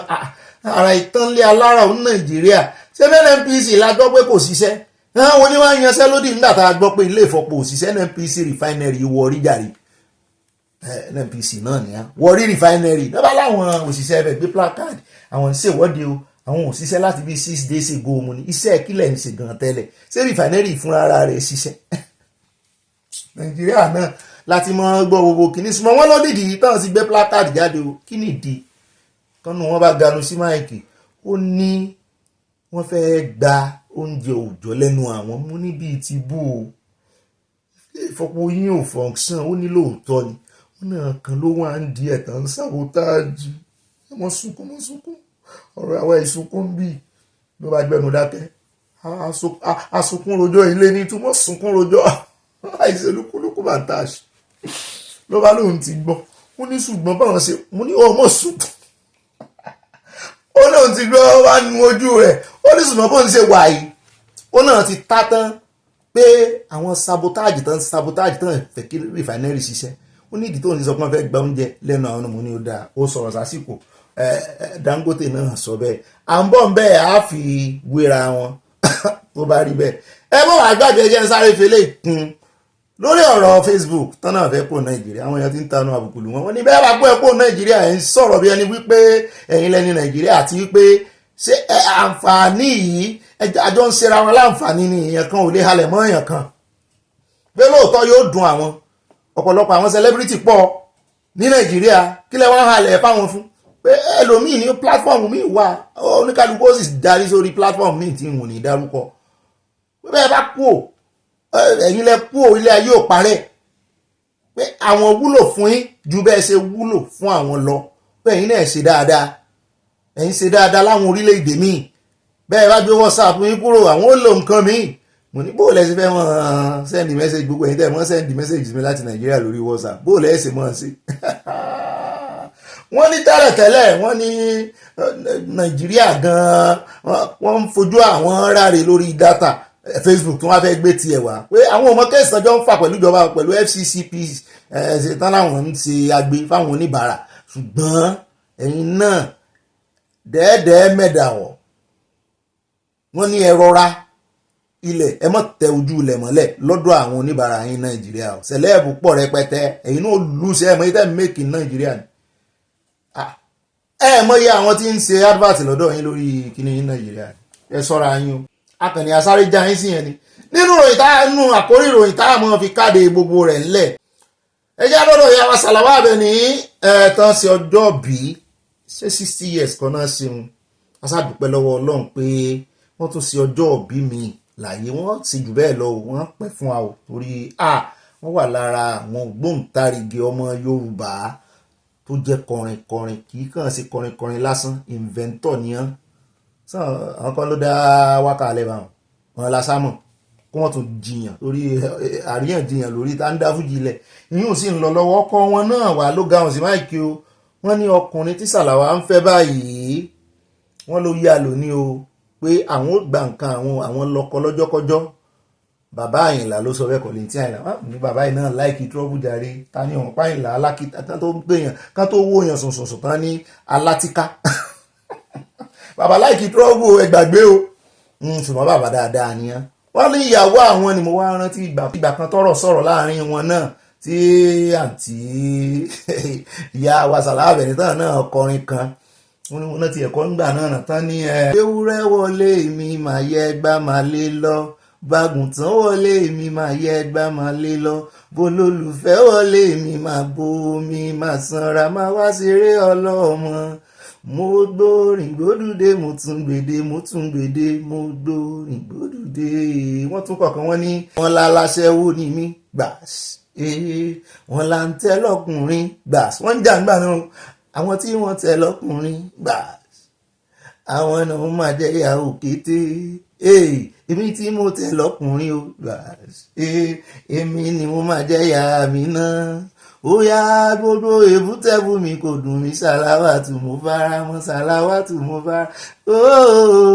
à ń bọ̀ bẹ́ẹ̀ kí ni dádì Kollington tún rí tí wọ́n fi ń ní ìyàwó àwọn rèé ṣé kò ti pẹ́ jù sán sì lè remake sán lè padà sáǹtì Sàlàwà náà yóò dùn mọ́ wọn ká padà sọ́dọ̀ Kollington à ń bọ̀ bẹ́ẹ̀ lónìí náà ni kò ní dọ́là ní rí jù báyìí lọ́nu gbogbo àwọn àkórí ìròyìn pápá àpá ẹja ọmọ wọnú abala tí wọ́n kàn lọ abala sáwọlé abala ẹ sọ pé Paul ẹ sì pé mo sin ọlọ́ọ̀sà ẹ̀sìn yẹn sínú silently ẹ wọ ẹyẹ pàkà mú ká yín ó yá ọ̀nà abala sánáwọlé ètò ní alákọ̀ọ́kọ́ ń bẹ̀ jẹ́ adé ọ̀dọ̀ àwọn Chinese àwọn Nàìjíríà kan náà lú mọ́ wọn níbi tán ní ọwọ́ ti bà wọ́n kí náà ṣe kí ló ṣẹlẹ̀ gangan kí ló dé tí Chinese gan wá máa fọwọ́ lálẹ̀ fún àwọn ọmọ Nàìjíríà nínú Nàìjíríà wọ́n ní àwọn kan rí tí àwọn trucks kan ń lọ náà bá ní ó dà Chinese náà rí tán tẹ̀lé trucks fúnra wọn ó ń ṣàpèjúwe wípé ọwọ́ wọn ò mọ́ ní Nàìjíríà gbogbo ń tà ń kà mọ́ wọn lọ́wọ́ ẹ̀ jẹ́ àtún yẹ ọwọ́ àwọn eléyìí wò gbàtàn yẹ ọwọ́ wọn wò ẹ sí tírọ́ọ̀kì tẹ́ ń gbé lọ kí ló wà ń bẹ òkúta iyebíye èyí tó jẹ́ lítíọ̀mù wọ́n sáà ní oríṣiríṣi kùsà tán ti jíwà láìsẹ̀nsì yín dà náà bá ń wòkè ẹ̀yin ọmọ Nàìjíríà náà wà láàrin wọn kí lẹ̀ ń ṣe láàrin wọn láìsẹ̀nsì wọn dà gbogbo wọn bá ń wòkè ẹ̀yẹ táwọn sókè ẹ̀ ń so ní station mo sì kún ọ̀nù ẹ̀jẹ̀ àgbọ̀rọ̀ lẹ́nu àwọn tọ́rọ̀ kan. So what do you do in Nigeria? My car, this one inside the container. I buy it. Yeah. The business that you do, are you doing it legally? What is legally? Are you doing it legitimately? Is it okay for you to do it? The Nigerian government gave you permission. Did they give you permission to do it? This one, because I don't know the document is good one or no good one. Do you have a copy of the document that you are given to do the business? No. You don't have the copy? No. Before I have it, but now no get. So what happened to it? Lost. Lost. Before I have copy. This one is my own. This is my own. Of this crop. Did it belong to you? Yeah. Yeah. They're all yours. Yeah. Where are they taking the contents to? When after they load them, where will the contents be taken to? Taken to China. To China. Yeah, China. Okay. Have you taken to China before now? Before you arrested? How many trucks? What amount of the materials have you taken to China? Three. Since last year? Because no business. This one, no business. sẹ́yìn náà rí wọn nínú tí ó tó àwọn ọmọ nàìjíríà táwọn ọmọ nàìjíríà ò tí ì jẹ nínú odò wọn tán àti rí omi pọn náà kan ti ń wá láti China náà wá ń kó yín ní nǹkan. wọ́n fi búrẹ́dì kó yín lómi ọbẹ̀ o. ó lè káàbọ̀ padà o náà lẹ ti rí yẹn o ọlọ́run mọ́ sì jẹ́ kó jẹ́ wípé àwọn Chinese ni ó kó Nàìjíríà lẹ́rú at the same day at the end of the day kó wọ́n jẹ́ Chinese ni ó kó Nàìjíríà lẹ́rú. ó lè jẹ́ kó ń bẹ́ ọ ẹjẹ́ adé ọ̀dọ̀ Ganduje tó jẹ́ chairman pátápátá fún gbogbo ẹgbẹ́ APC ń lọ ń bọ̀ bí ilẹ̀kẹ̀ ìdí lẹ́nu ọjọ́ mẹ́ta inú rẹ̀ ń dùn páwọn èèyàn ń dífẹ́ẹ̀tì. ó ń yọ ayọ̀ gbàlà sáyọ̀ gbàlà láàpè àbí ó ń yọ ayọ̀ pọ̀lọ́ ni. wọ́n sì ní ìṣẹ́kì ìpààyàn ayọ̀ ni mọ̀ ń pààyàn. ó nínú òun dùn báwọn èèyàn ṣe ń defect. ó ní kò sí nǹkan kan tó dá one party system dúró. ó ní kì í ṣe ogun kì í ṣọ̀tẹ̀ tí Nàìjíríà bá di one party system. ó ní túmọ̀ ẹ̀ náà ni wípé APC ń ṣiṣẹ́ dáadáa pé orin on your mandate we shall stand pé ó ń fẹ̀ lójú sí ni pé túmọ̀ rẹ̀ nìyẹn pé àwọn ò fagídí mú yàn kankan pé òun fọwọ́ sí one party system. ó ní ààrẹ yín gan sọ wípé àwọn ò sí di one party system ó kàn mọ́ fi ẹ̀sùn rẹ̀ kan àwọn agbẹnusọ ààrẹ sọ̀rọ̀ ń jẹta sí jẹrin. kí ló wá dé tí Ọ̀gbẹ́ni Ganduje tó jẹ́ party chairman wọn tó wá sọ níta gbangba pé òun ràn yàn bí tí Nàìjíríà ó bá di one party system kò dì í tí Jonathan sì ganu sí máìkì lánàá tó sọ wípé tí Nàìjíríà bá tiẹ̀ máa di one party system kò dì naturally kì í ṣe wípé kẹ́ ẹ máa lo manipulation pé káwọn èèyàn stop sí bẹ́ẹ̀ òun wá jáde lónìí ó ní tí ó bá dì kò dì í báwọn welcome everybody tí gbogbo Nàìjíríà gan bá máa láwọn fẹ́ join party àwọn ní ìsìn káwọn kúkú gbà wípé kò ní selection àbí tí gbogbo Nàìjíríà bá ti join APC kò selection mọ́ nù kò sí election mọ́ nìyẹn that's the meaning. ṣé kò wàá dáa gan ju kán tún ná owó yín dànù kán náà fẹ́ fi ṣe election mi 2027. òkè táìmù yẹn lówó máa ń flow àwọn èèyàn rówó gbà lọ́wọ́ wọn. alára àwọn tí ò jẹ́ kí Nàìjíríà dáa dùn ni kì í sáwọn olórí nìkan àwọn ọmọ ẹ̀yìn náà wà ń bẹ̀. ẹ jẹ́ àpò lórí ọ̀rọ̀ tiwọn Ọlọ́run ó kù fún àṣẹ àfihàn pàwẹ̀ dé ẹjá sáré lọ́dọ̀ Natasha o Natasha ti wá fire back kí o àpàbíò ní ọ̀rọ̀ wọn tiẹ̀ tí fẹ́ sèmi náà ó ti ń falẹ̀ jù jàre kan wá kan sí kan ilé ẹjọ́ bàbá wọn dá sí kan dá sí ká mọ ibi tọ́rọ̀ ń lọ. àná la mú wá fún yín tí àpàbíò sọ wípé kí ilé ẹjọ́ fòfin mú Natasha pé ṣé bí àwọn náà nà ní kàn mọ́ sọ nǹkan kan lórí ọ̀rọ̀ yìí mọ́ mo wá ń wò pé ṣé wò ó sọ̀rọ̀ lára pé wọ́n fẹ́ hàn síìtì rẹ o lè step down ṣé ìṣe lórí ọ̀rọ̀ Natasha náà ni ilé ẹjọ́ ní kẹ́yìn méjèèjì wọ́n sọ nǹkan kan pa ẹ̀ mọ́ ṣé wò ó sọ ń pa ẹ̀ wá ní Natasha tó wá bẹ̀bẹ̀ ó fi ọ̀pá àwọn ẹ̀dẹ̀ ni pé kí ilé ẹjọ́ mú ó rè yọ gbogbo fídíò tó ṣe tó fi ọ̀pá àwọn ẹ̀dẹ̀ yẹn sì sọ pé òun ò dárúkọ rẹ̀ lòun ò sì dárúkọ ní tó jọ mọ́ ó fẹ́ mọ́ sásùsẹ́wà àwọn pé òun kàn apologize ni pé ó sì bá òfin Senate mú pé òun apologize ẹ̀yin náà lẹ pè fún apology pé kí ilé ẹjọ́ mọ́ dá lóhùn o mo ní ọ̀rọ̀ yín méjèèjì ká fi ẹnu adákẹ́ ní jàre ẹwẹ́jọ́ Kanu Nnamdi bó ṣe ń yá ní ìsìn kí ló tẹ́jọ́ ti yín náà yà báyìí ẹ sá ti gbé lọ ilé ẹjọ́ oṣù mẹ́fà fẹ́ pé wọ́n fi suspend Natasha kó bá yẹ pé wọ́n tún rí ní ẹ̀ o wọn ní fẹ́ kó padà síbẹ̀ yẹn mọ́ o ọ̀dà bóyá àwọn ilé ẹjọ́ bóyá àwọn náà sì rìn ìdè lórí rẹ̀ ni kò yá torí àmọ̀dí tàn sí ti ìbẹ̀rẹ̀ ẹjọ́ ìprọ́pà gbogbo ẹ̀rí tí Natasha ní kó náà kó jọ kó fi hàn káwọn gbọ́ tọ́rọ̀ bá ti délé ẹjọ́ ẹ̀rí ti ṣe é fi hàn ebi ẹ̀rí kan là ń sọ lórí ọ̀rọ̀ ti yàyà yìí à ń bọ̀ ń bẹ̀ ó dá Natasha sá ti fire back ó ní kí ilé ẹjọ́ mọ̀ dá Mr. Akpabio lóhùn ibi tá a wá ń lọ ní ìsìn náà ẹ̀yẹ sáré dé Èkó níbi tá a ti gbọ́ tán sọ wípé ìjọba ìpínlẹ̀ Èkó wọ́n ní wọ́n mú ní kékeré o bí wọ́n ṣe bẹ̀rẹ̀ sí ní wó ilé ní Ọ̀kọ́ta again. Mo ní ládùúró ilé ìtàn ti wó last year. Mo lérò pé wọ́n ti wó owó ilé ìtàn fẹ́ wó last year ni. Wọ́n ní rárá o, wọ́n ní òkú nìbọn ro, wọ́n ní ìkọ̀kùkọ̀ náà ń kọ́ lọ́kọ́ta, wọ́n ní wọ́n sì fi ẹ̀sùn kan àwọn ẹ̀yà kan nínú wọn Ìgbò ló ní Ọ̀kọ́ta. Mo ní ọmọ Ìgbò ló lọ́kọ́ta bó inú Èkó lọ́kọ́ta wà bó lẹ́sẹ̀ ní ọmọ Ìgbò ló ní wọ́n náà ra lé síbẹ̀ jù,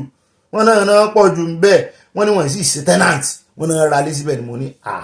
ṣé lóòótọ́ wọ́n ní kì í tiẹ̀ síbẹ̀ nìkan, wọ́n náà ti spread wọnú satellite town wọ inú Festac. Ọlọ́mọ Ìgbò ti di landlord ń bẹ̀ ń tán o. Mo ní ẹ̀yin tẹ́ ń talẹ̀ fún wọn, wọ́n fi ṣe yín ni ẹ bá ti ní ẹ mọ́ talẹ̀ mọ́, ẹ mọ́ líìsì ẹ̀ fún wọn bí ìbá ti ṣẹlẹ́yà yín. Indigenization òfin tó ń gbé bọ̀ yìí bó bá ibi lè wọlé gbogbo yín dákẹ́ lórí rẹ̀ àti ẹ̀dùpẹ́ gbogbo yín ti dákẹ́ lórí rẹ̀ báyìí látìgbà tí Yorùbá Nation Youth ti sọ̀rọ̀ àgbọ̀n kankan mọ́. Tán bá fi lè gbẹ ẹ̀yìn yín tán lọ ṣéǹdà kọ́ńkọ́ tán lọ tọwọ́ bọ̀ kàn dùn kó ti páàsì third reading ó ti páàsì public hearing wọ́n ti tọwọ́ bọ̀ o. Indigenization bá dé ọmọ yóò bá ti lo 5 years nílẹ̀ Yorùbá gbogbo ẹ̀tọ́ tó tọ́ sí indigene kó náà wọ́n bá yín dìjà ju oyè ni. Àsìgbúta láìwì wọ́n ti ń jẹ Igwe of Ọ̀kọ́ta, Igwe of Surulere, Igwe of Lagos Island. Àbẹ́ẹ̀rí ó bá yá wọ́n ti ẹ̀ ní báyìí du oyè Yorùbá, wọ́n ní báyìí du ọba, àwọn náà ó láwọn ti ní family house. Àwọn náà ó láwọn ti ní family house lẹ́kọ̀ọ́ ni. Ó sì ṣe òṣè wọ́n ti sọ pé no man's land lẹ́kọ̀ọ́ nínú máàpù wọn mọ nǹkan kan. Ẹ jẹ́ àtẹ̀sílẹ̀ agbẹ́rẹ́ jẹ́ àgbọ̀rọ̀ lẹ́nu Commissioner for Environment Commissioner Wahab. Ó yá ẹ bá ń tẹ̀ sí ká gbọ́ èdè tán tún ṣe ń wó ilé o. We have been to oral before now, and you can't compare what we met then last year and what was on ground today. It shows that while they are engaging government to find a win-win solution to redesign some of their primary alignments and secondary collectors, they are also going ahead to push further back the right of way for the Kwara River, and that is not good for anybody.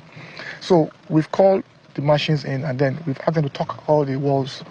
and then push them back from further encroachment. And from there we came to the opposite side of it, West End. You saw what is happening there too by the right of way for the Kwara River on the other side of it. And then from there we came to Megamond. For the first stretch we have about 18 buildings. Then after the canal we have about 13 or thereabout. But those ones are not full. They are the buildings behind the main buildings. That's at Oral. At West End, about 7 or 8. That's what we have on ground. Ó dẹ́ káàbọ̀ padà ní ìrìjú báyìí lọ́nà abala sánáwọlé fún tòní báyẹ̀ bá pín kókálé. And now I invite your main man àyà olólùfẹ́ yín kó wá gbé ẹ̀yin olólùfẹ́ wa débẹ̀ nú abala yín, abala àwọn olólùfẹ́ wa, abala kọmẹsẹ̀sán àyà pápápá àròjọ mùsùlùkùn mùsùlùlẹ̀ o. Mo mà tún kí n káàbọ̀ sínú abala ẹ̀yin olólùfẹ́ wa, abala kọmẹsẹ̀sán mi àyà ni mo fẹ́ gbóhùn yín sókè báyìí gbogbo ìmọ̀ràn yín tẹ́ kọ́lẹ̀ nínú comment section wọ́n mọ̀ fi gbohùngbohùn wọ́n mọ̀ fi gbé sáfẹ́fẹ́. Ọ̀dọ̀ bá mi Adébẹ̀rọ̀ Kẹ́hìndé ni à ń lọ báyìí, mẹ́mbà wa ni wọ́n ní this Oya Kilome just did the right thing after he has deceived many people with fake miracle healing. He's just turned his former church auditorium to clay bus stop mo mọ̀ bẹ́ẹ̀ in Oregun to medical center. Ṣé lóòótọ́ medical center kẹ̀ irọ́ kò gbọ́dọ̀ jẹ́ àwọn dókítà ló wà ń bẹ̀, bóyá omi bóyá spiritual kìnìún spiritual center healing ni ó jẹ́. Ṣé miracle ò ṣiṣẹ́ mọ́ ni ẹ̀tànjẹ ti pọ̀jù ní Nàìjíríà látọ̀dọ̀ àwọn pásítọ̀ wọ̀nyí?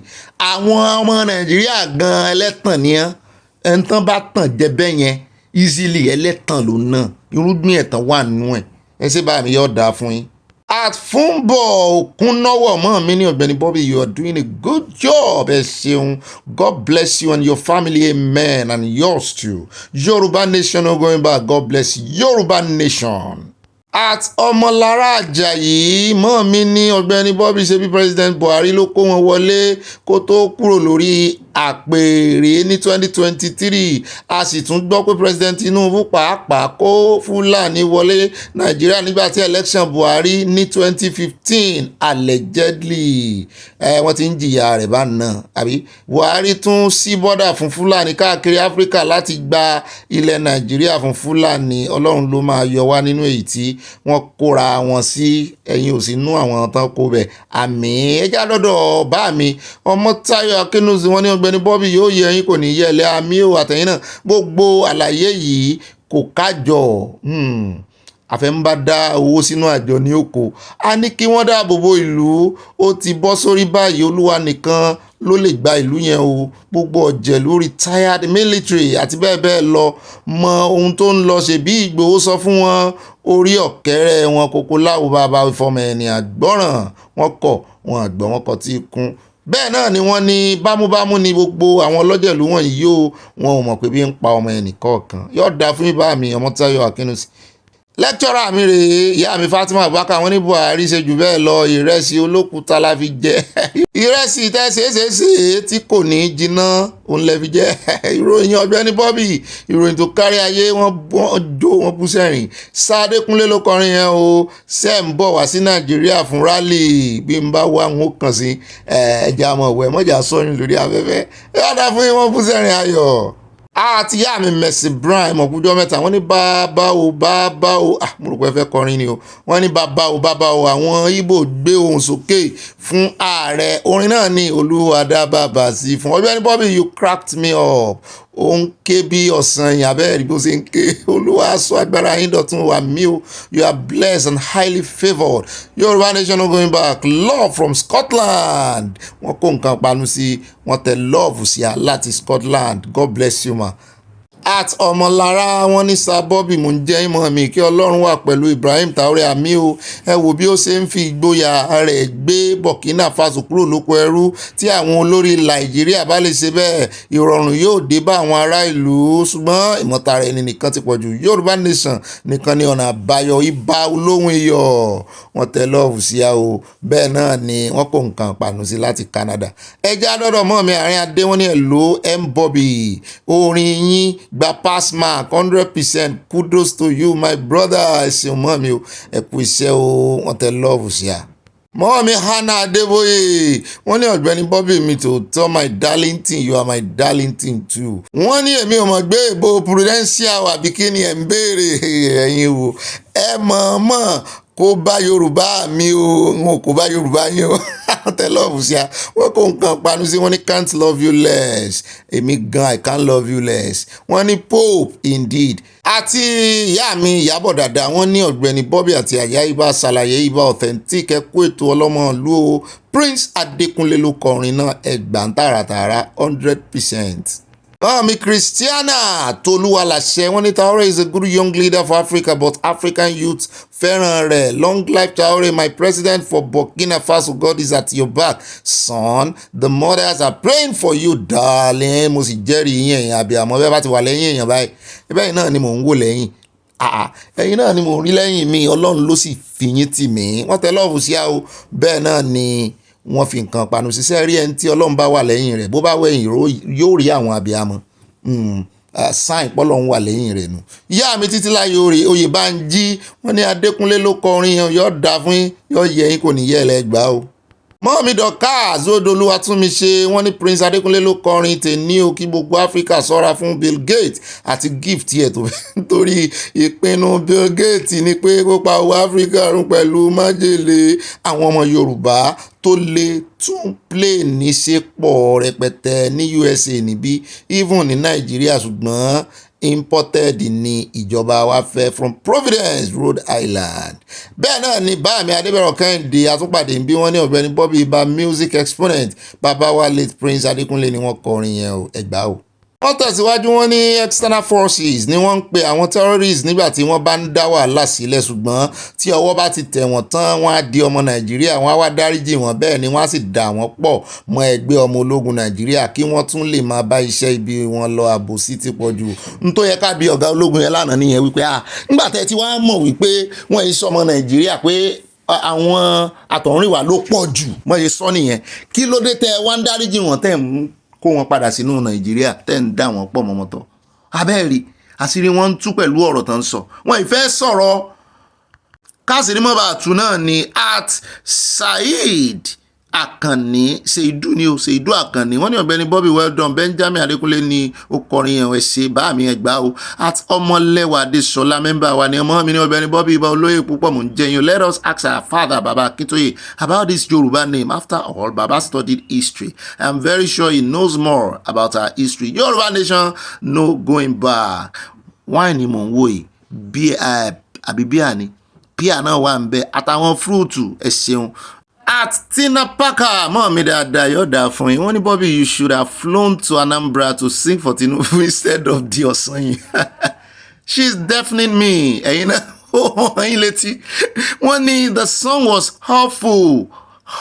mo tún fi èjì sí ẹ mọ́ bínú the song was awful Dixon Osaje is right on the money regarding Nigeria's military I hope they take this advice Bobby thanks for this stimulating news wọ́n tẹ love alárànbarà sí mi wọ́n bá ń kó flower mi lé wọ́n mọ bí mo ṣe láìkè ẹ ṣé mọ́ mi wọ́n dáa fún ẹ yá mi ìyá Jésù at Hope Alive with Evangelist Olúbùnmi wọ́n ní ẹ ṣeun ìpèsè èso wọn yóò yá wá wọ́n dúpẹ́ lọ́wọ́ yín o that yawa Jẹ́mílà Àgbájé wọ́n ní ẹ kú ètò brother Bobby mọ́ mi àjọ ń tò ní Ọlọ́run ló sì ń bá wa tò Mọ́mí Olúfúnkẹ́ Fájimólú wọ́n ní Bobby the General Hospital in Kogi State has closed down during Yaya Bello's term is not functioning at all igbó ti bò mọ́lẹ̀ maybe by now Òdòdó has repaired it ìyẹn gómìnà tó wà ń bẹ ní ìsìn ní Kogi at Hope Alive with Evangelist Olúbùnmi ìyá Jésù wọ́n ní for you wọ́n tẹ èmi ni mo ní love tán tẹ yo àyà sọ́ra rẹ̀ mọ́ débí yo thanks ibà àyà kitchen ni mo wà nírọ̀lẹ́ tí mo kàn déédé bẹ̀rẹ̀ sí ní kọ Ọ̀gbẹ́ni Bobby kan ní ọkàn mi sọ fún mi wípé àkókò ròyìn ti tó mo kàn rẹ́rìn ní positive addiction abẹ́ẹ̀ rí ọkàn wa dọ́gba ni ń ronú mi lọ́wọ́ náà ni news drop bẹ́ẹ̀ náà ni dádì mi Akínyẹmí Òní wọ́n ní ẹjọ́ gbogbo ilé tó bá jẹ́ pé orúkọ burúkú ní Yorùbá lọ́dọ̀ àwọn Fúlàní ẹ jẹ́ kí a fi orúkọ náà sílẹ̀ fún wọn kí a máa jẹ́ Oòduà wa jẹ́ o tàbí Kóòtù Ojíire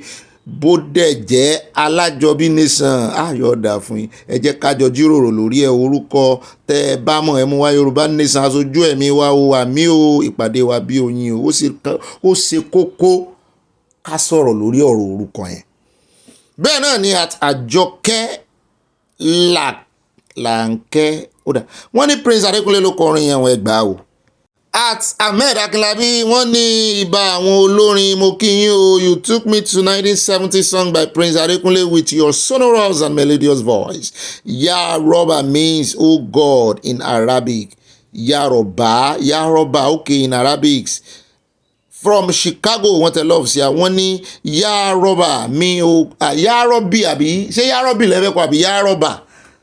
wọ́n sàn ní Yaroba means oh God o bẹ́ẹ̀ náà ni bàbá wa tí wọ́n kó fúrúùtù fún wa bàbá wa Emmanuel Adéoyèso ti wá wọ́n ní Ọ̀gbẹ́ni Bobby bá àbòsí irọ́ ẹ̀ mọ́kùnrin bá àbòsí o àwọn politician lámọ́ fi pawọ̀ ẹ̀dẹ́ o mo ti sọ fún yín pé kí ẹ tètè yí orúkọ padà sí Oòduà Republic tàbí Káàárọ̀ Oòjíire Republic èso tèmi kì í ṣe ti Nàìjíríà o kì í ṣe ti GMO má jẹ́ kẹ́rù bá o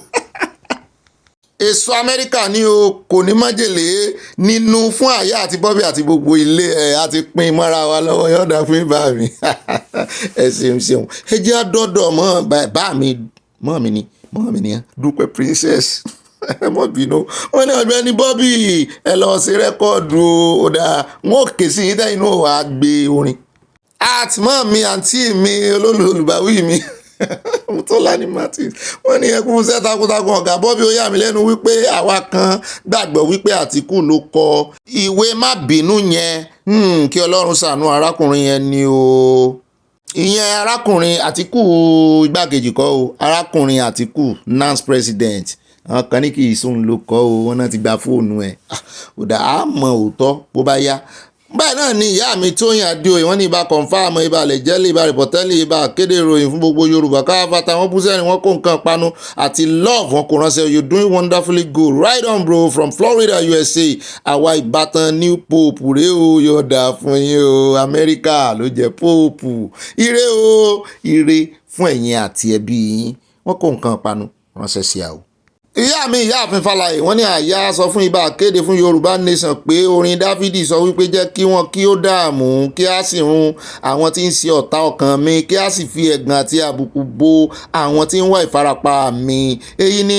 èrè àwọn Fúlàní wọ̀nyí tí ń ganú sí Yorùbá Nation. Yorùbá Nation going back. Wọ́n tẹ love sí a o from Canada. Wow, ẹsẹ̀ Bíbélì kan láti kàn.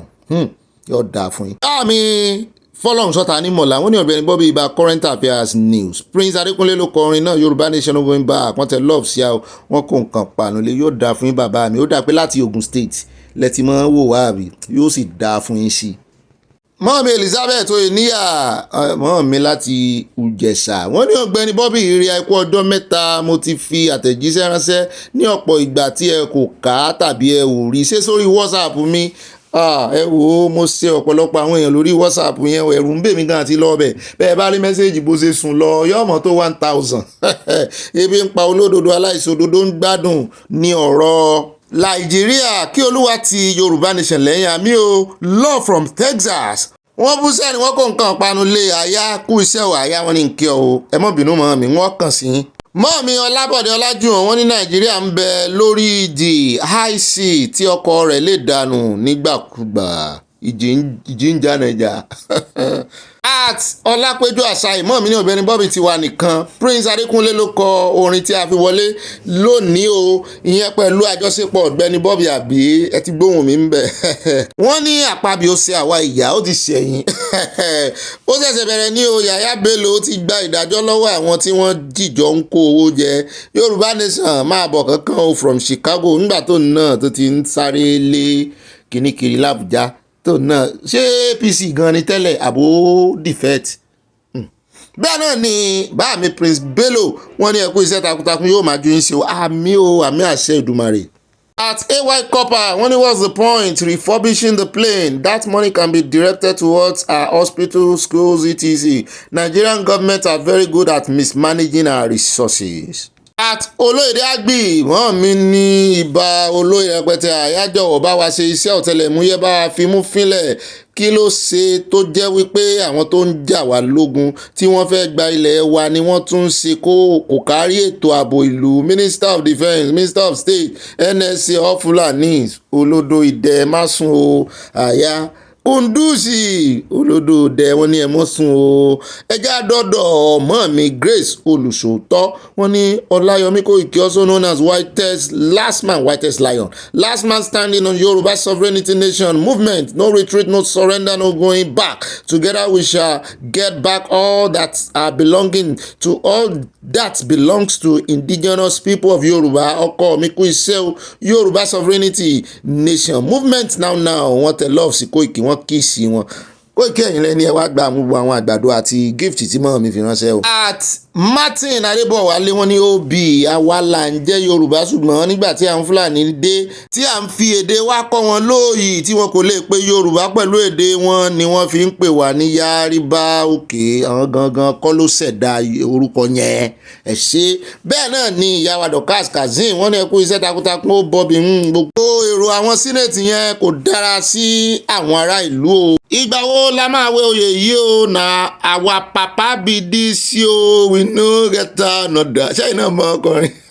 ọmọlúwàbí nation làwọn afẹ́ ire o wọ́n tẹ love sí a o wọ́n kó nǹkan panu fruit wọ́n kò ránṣẹ́ sí a láti Canada. Ẹjá dọ́dọ̀ Àjọkẹ́ Jones Mọ́ọ̀mí kí lẹ̀ ń sọ ẹgbóhùn òkè wọ́n ní ẹkú ètò Ọlọ́run a máa bá wa tó àmì Mr. Bobby adúpẹ́ o Ọlọ́run ṣeun fún bọ́dà wa tí wọ́n sí o wọ́n tẹ love sí a wọ́n kó nǹkan panu sí o kọ́sà wọ́n ti sí bọ́dà ṣùgbọ́n kọ́sà mọ́ tún gbé owó tó gara lé àwọn nǹkan tó bá ń wọlé torí nǹkan lè wọlé láti Benin ní ìsìn. Ẹ jẹ́ wá lọ sọ́dọ̀ Mọ́ọ̀mí náà Dúpẹ́ Bello wọ́n ní Prince Adékúnlé ọ̀gá Ṣínà Peter àti Ṣẹ́gun Adéwálé Ọ̀gbẹ́ni Bobby ẹ̀kú àṣálẹ́ àkú ìmúra rálì wa o Yorùbá Nation no going back ayọ̀ ni ó bá wa a sì ṣe láṣeyọrí tí alákànṣepọ̀. Ìyá mi Hannah Honsu wọ́n ní Prince Adékúnlé wọ́n kàn rọra kọ́ ní fẹ́rẹ́ jogi Paul mo sì pọ̀ sí yín. Àti ìyá wa Christiana Tolúwaláṣẹ wọ́n ní Ọ̀gbẹ́ni Bobby gbogbo àgbáyé ń retí outcome kéèsì Yàyà Bello yìí o wọ́n ti fi kọ́ wa lóyìí o. At Olúrẹ̀mí Abíóyè mọ́ mi ní Ọ̀gbẹ́ni Bobby, you are doing a great job. May God continue to keep you for us. Amen. Yorùbá nation no going back. Yóò keep èmi náà tẹ́ ẹ fẹ́ kọ́ lọ́hún keep fún yín. Yóò keep ẹ̀yin náà fún mi. Torí èèyàn kan ìjáwádé, God keep me and God keep you too. At Ọmọdáyọ̀ Fákọ̀yà, wọ́n ní Prince Adékúnlé Ẹ̀gbá. Bá mi Adétáyà Adégẹ̀yẹ ìlú kan, wọ́n ní OB àwọn ènìyàn wà lẹ́yìn VDM, kò sófin ní ìlú Nàìjíríà, Ọlọ́run gan wà lẹ́yìn ẹ̀. Ọmọ ọkọ ní Traoré kò dàbí àwọn olórí Nàìjíríà kó ti létà orúkọ tẹ́ pé wọ́n gan náà ń jẹ́. Yorùbá lọ́nà àbá wọn tẹ lọ́ọ̀sì wọn kó nǹkan ìpanulé ìbùkún ní fún orílẹ̀-èdè Yorùbá from Newark, New Jersey, USA. At Samuel Ige bá mi ní Prince Adékúnlé ni ó kọ orin tí ibà reportedly fi wọlé lónìí o. Ẹ ṣeun Ẹ̀gbá pátápátá. Mr. Laho wọ́n ní ọ̀gẹ̀dẹ̀ ń bàjẹ́ wọ́n ló ń pọ́n. Wọ́n ní àìmọye òjò ló ti rọ̀ tí ilẹ̀ ti gbé mú àwọn afẹ̀míṣòfò wọ́n pa ọmọdé àgbà kúkúrú àti gíga. Bàbá Tinubu ẹ fi ọjọ́ kan sọ̀rọ̀ lórí ìṣẹ̀lẹ̀ búburú yìí kí ẹ pè wọ́n ní orúkọ tí wọ́n ń jẹ́. Ọ̀rọ̀ ńlá oyè jíjẹ jẹyín lógún ju ẹ̀mí ọmọnìyàn lọ eléyìí ga o. Wọn mọ̀ tí ẹ̀ tí ṣe national broadcast lórí àdúrà àwọn èèyàn tó ń kú ìlóòótọ́ àti national broadcast. A ti wà lọ́dọ̀ ọmọ mi Ọlábọ̀dé Ọlájúwọ̀n, wọ́n ní ọ̀rọ̀ Tinubu pẹ̀lú àwọn Haúsá àti Ìgbò dàbí bí ilẹ̀ yóò wọ̀ máa bábò mìíràn lọ tí wọ́n ń gbé fẹ́ bùkátà mi. Ọ̀rẹ́ mi fẹ́ bùkátà wa olórin kan fi kọrin. Ẹ jẹ́ á dé ọ̀dọ̀ Lágbálù Rashidi, bá mi Lágbálù àbí Lágbálù ṣé mo gbà ẹ sábà ń lò bẹ́ẹ̀. Bá mi ní Ọ̀gbẹ́ni Bobby àti àyà Yorùbá nation no going back. Cheese wọ́n tẹ lọ́ọ̀fù sí a o, wọ́n kó nǹkan ìpànù sí ọ̀dà fún yín. At bá mi Richard Ìbídàpọ̀, wọ́n ní Ọ̀gbẹ́ni Bobby let's go Yorùbá nation now the incoming president of Yorùbá nation. Talent wọ́n tẹ lọ́ọ̀fù sí àwọn búsẹ̀rìn. President Ibo. Bá mi Adéàwò wọ́n ní ọmọlúàbí ni wá ọmọ tí Noah bí. Ṣé Noah ọmọ Yorùbá Noah ni? Ìyá mi Riscott Adigun wọ́n ní ó bí tí a mọ̀ mí ọ̀dà fún yín. Àbẹ́ ẹ̀gbọ́ ọ̀rọ̀ máa sítẹ́ẹ̀bù dáhùn jàre, sítẹ́ẹ̀bù yẹn ò yé mi o, mo ti kàákàá ẹ sábà ń gbà bẹ́ẹ̀. Inú ọtí lè sí ń kú síbẹ̀ ni ikùn rẹ̀ ń jẹ ọ̀gẹ̀dẹ̀, ó ń rẹ̀dí kò ṣàì mọ̀ pé ohun tó dùn ni yóò pa òun. Ó wá jẹ́ bí oyè ìdílé òkè àgbà ní Bobby gùn yìí kò ní jábọ́ láíláí. Àmì àṣẹ́dùn àrẹ̀mọ́ ṣàlá àmì pọ̀ ọ̀rùn. Wọ́n ní mi lọ́ọ̀fù yín o, wọ́n tẹ lọ́ọ̀fù sí a, wọ́n pọ́ gẹ̀dẹ̀ sí salam peace ló ń jẹ́ bẹ́ẹ̀. Èmi gan lọ́ọ̀fù yín dè mọ́ ẹ jẹ́ àdọ́dọ̀ mọ́ mi Stella Òdèlé wọ́n bú sẹ́rìn ayọ̀ wọ́n ní Ọ̀gbẹ́ni Bobby kí ló dé tí ẹ ò fẹ́ fúrúùtù Sókótó ṣe bí ibẹ̀ lẹ́tí sáàbù NYSC kò yẹ kí ẹ̀rù bá mi o ká máa lọ dáná àná olè ń rè dán Sókótó èmi ò ní gbà ìyàwó Sókótó lọ́wọ́ yín. Wọ́n bú sẹ́rìn ayọ̀ wọ́n tẹ lọ́ọ̀fù sí àwọn kò nǹkan panu sí wọ́n ní fúláwà ìyàwó nìyẹn serious. At Stella wọ́n ní Yorùbá nation la fẹ́ o, Yorùbá nation ní tiwa kí Ọlọ́run ọba gbà wá lọ́wọ́ ogun bìlísì àti ogun amúnisìn. Yorùbá nation tiwa kò ní rí Yorùbá nation no going back. Mọ́ mi Victoria Bàdéjọ wọ́n ní ìbá ìfẹsọ̀wápọ̀ mò ń jẹ́ yín bẹ́ẹ̀ ṣe ń pè mí ẹ kú àsìkò yìí o, ọ̀rọ̀ yàyà àti EFCC ti bẹ́yìn yọ. Nàìjíríà gbolé ogbọ́lẹ̀ ẹni a lè mú láńlẹ́dì mọ́ o lè gbé o lè gbà òwe yín pọ̀ ṣùgbọ́n nítumọ̀ kí Ọlọ́run bá wa dátà orí ìṣe àṣẹ Ìdùmarè ó yẹ kí àwọn olórí Áfíríkà fi tiẹ̀ ṣàwòkọ́ṣe. Yorùbá nation no going back wọ́n tẹ lọ́ọ̀fù sí àwọn gbàdúrà sí láàrin. Àti dọ́dọ̀ mọ́ mi Caroline wọ́n ní Ọ̀gbẹ́ni Bobby yẹ kú iṣẹ́ ìlú Ọlọ́run ní bá wa ṣe nǹkan kan kò ní ṣẹlẹ̀ sí Traoré àmì bẹ́ẹ̀ ni nǹkan kan kò ní ṣẹlẹ̀ sí olóyè Sunday Igboho àṣẹ àti bàbá wa Akintoye àtẹ̀yìn náà àti gbogbo ilé àtèmi. At bá mi Olúfẹ́mi wọ́n ní Ọ̀gbẹ́ni Bobby dey play ní Bill Gates o ènìyàn játijàti apànìyàn ní o tí ó fẹ́ sọ fún wa wípé òun kò mọ̀ bí agbésùmọ̀mí ṣe ń ṣe kó pa kúkúrú àti gíga ọmọdé àti àgbẹ̀ àròkọ bọ́dún dé ni kó gbẹ́nu ẹ̀ sàn járe Ọlọ́run ju ẹ̀dá lọ ojú máa tì láìpẹ́ ẹ bá wa pariwo ẹ̀ síta kó fi wá lọ́rùn sílẹ̀ nílẹ̀ Yorùbá o Yorùbá nation we move. Mọ́ mi Yẹmí Ìgè wọ́n bú sẹ́yìn wọ́n ní which diaspora àgbórúkọ tán fún olódòdẹ ní ilẹ̀ Ìgbò nù àwọn ìsá ó mà ṣe o wọ́n ní ẹkú tiyín o ìran ládèrè o at baby z wọ́n ní asalaamualeykum wa rahmatulahi wa barakatu ó Bobby ike dairo ni wọ́n tẹ love sí a wọ́n fi nǹkan panu dá láàrin ẹgbà díẹ̀ ṣùgbọ́n Prince Adékúnlé ló kọ bẹ́ẹ̀ náà ni ìyá wa Tóyìn Adéoyè wọ́n ní kùndùsì fún Ọ̀gbẹ́ni Bobby tí a ti àyà for this special music wọ́n bú sẹ́rin ayọ̀ wọ́n kó nǹkan panu lé we go soon open studio for you and àyà wọ́n wá tẹ love sí ayọ̀dà fún yàjọ kọrin yẹn ni. Mọ́mí Yẹmí Ìgè olórí níyàn wọ́n bú sí jó wọ́n mú aṣọ wọn létí wọ́n wá bẹ̀rẹ̀ sí ní jóná ńláńlá wọ́n ní ó kárí orin yìí dùn bàjẹ́ bàbá gbéborùn lórí òótọ́ àpò wíkẹ́ndì gbogbo lé o wọ́n kí wa o á tún gbéborùn mi ọlọ́run ó fún wa gbé. ẹ káàbọ̀ padà sáàyà sẹ́yìn dáadáa ó tẹ́yìn lọ́rùn ẹ láìkì ẹ̀ bó ṣe gbóhùn yín sáfẹ́fẹ́ adúpẹ́ lọ́wọ́ ọlọ́run ẹ wá jókòó dáadáa kẹ́ ẹ kọjú sí mi comfortably ní kẹ́ ẹ jókòó ẹ wá nǹkan panu tẹ́ ẹ mọ̀ fi sọ̀rọ̀ àjíjà nǹkan mímu nǹkan jíjẹ ẹ sáàmọ̀ tẹ̀sán kéèmì wá mọ̀ gbé níbẹ̀ nù abala àkójọpọ̀ ròyìn táwọn wọ̀ lọ ní ìsìn ọlọ́run ni ó ṣe atọ́nà wa gbogbo bí tá a ti mẹ́nubà nù àkórí ìròyìn gbogbo àdírẹ́sì tí mo pè fún yín gbogbo àdírẹ́sì tí mo ti mẹ́nubà tá a ti sọ pé ibẹ̀ láàyà gbogbo ẹ̀ náà láàmọ̀ yàǹkọ̀ọ̀kan àmọ̀ sáyẹn rẹ̀ ńkọ̀ọ̀kan ìjèjì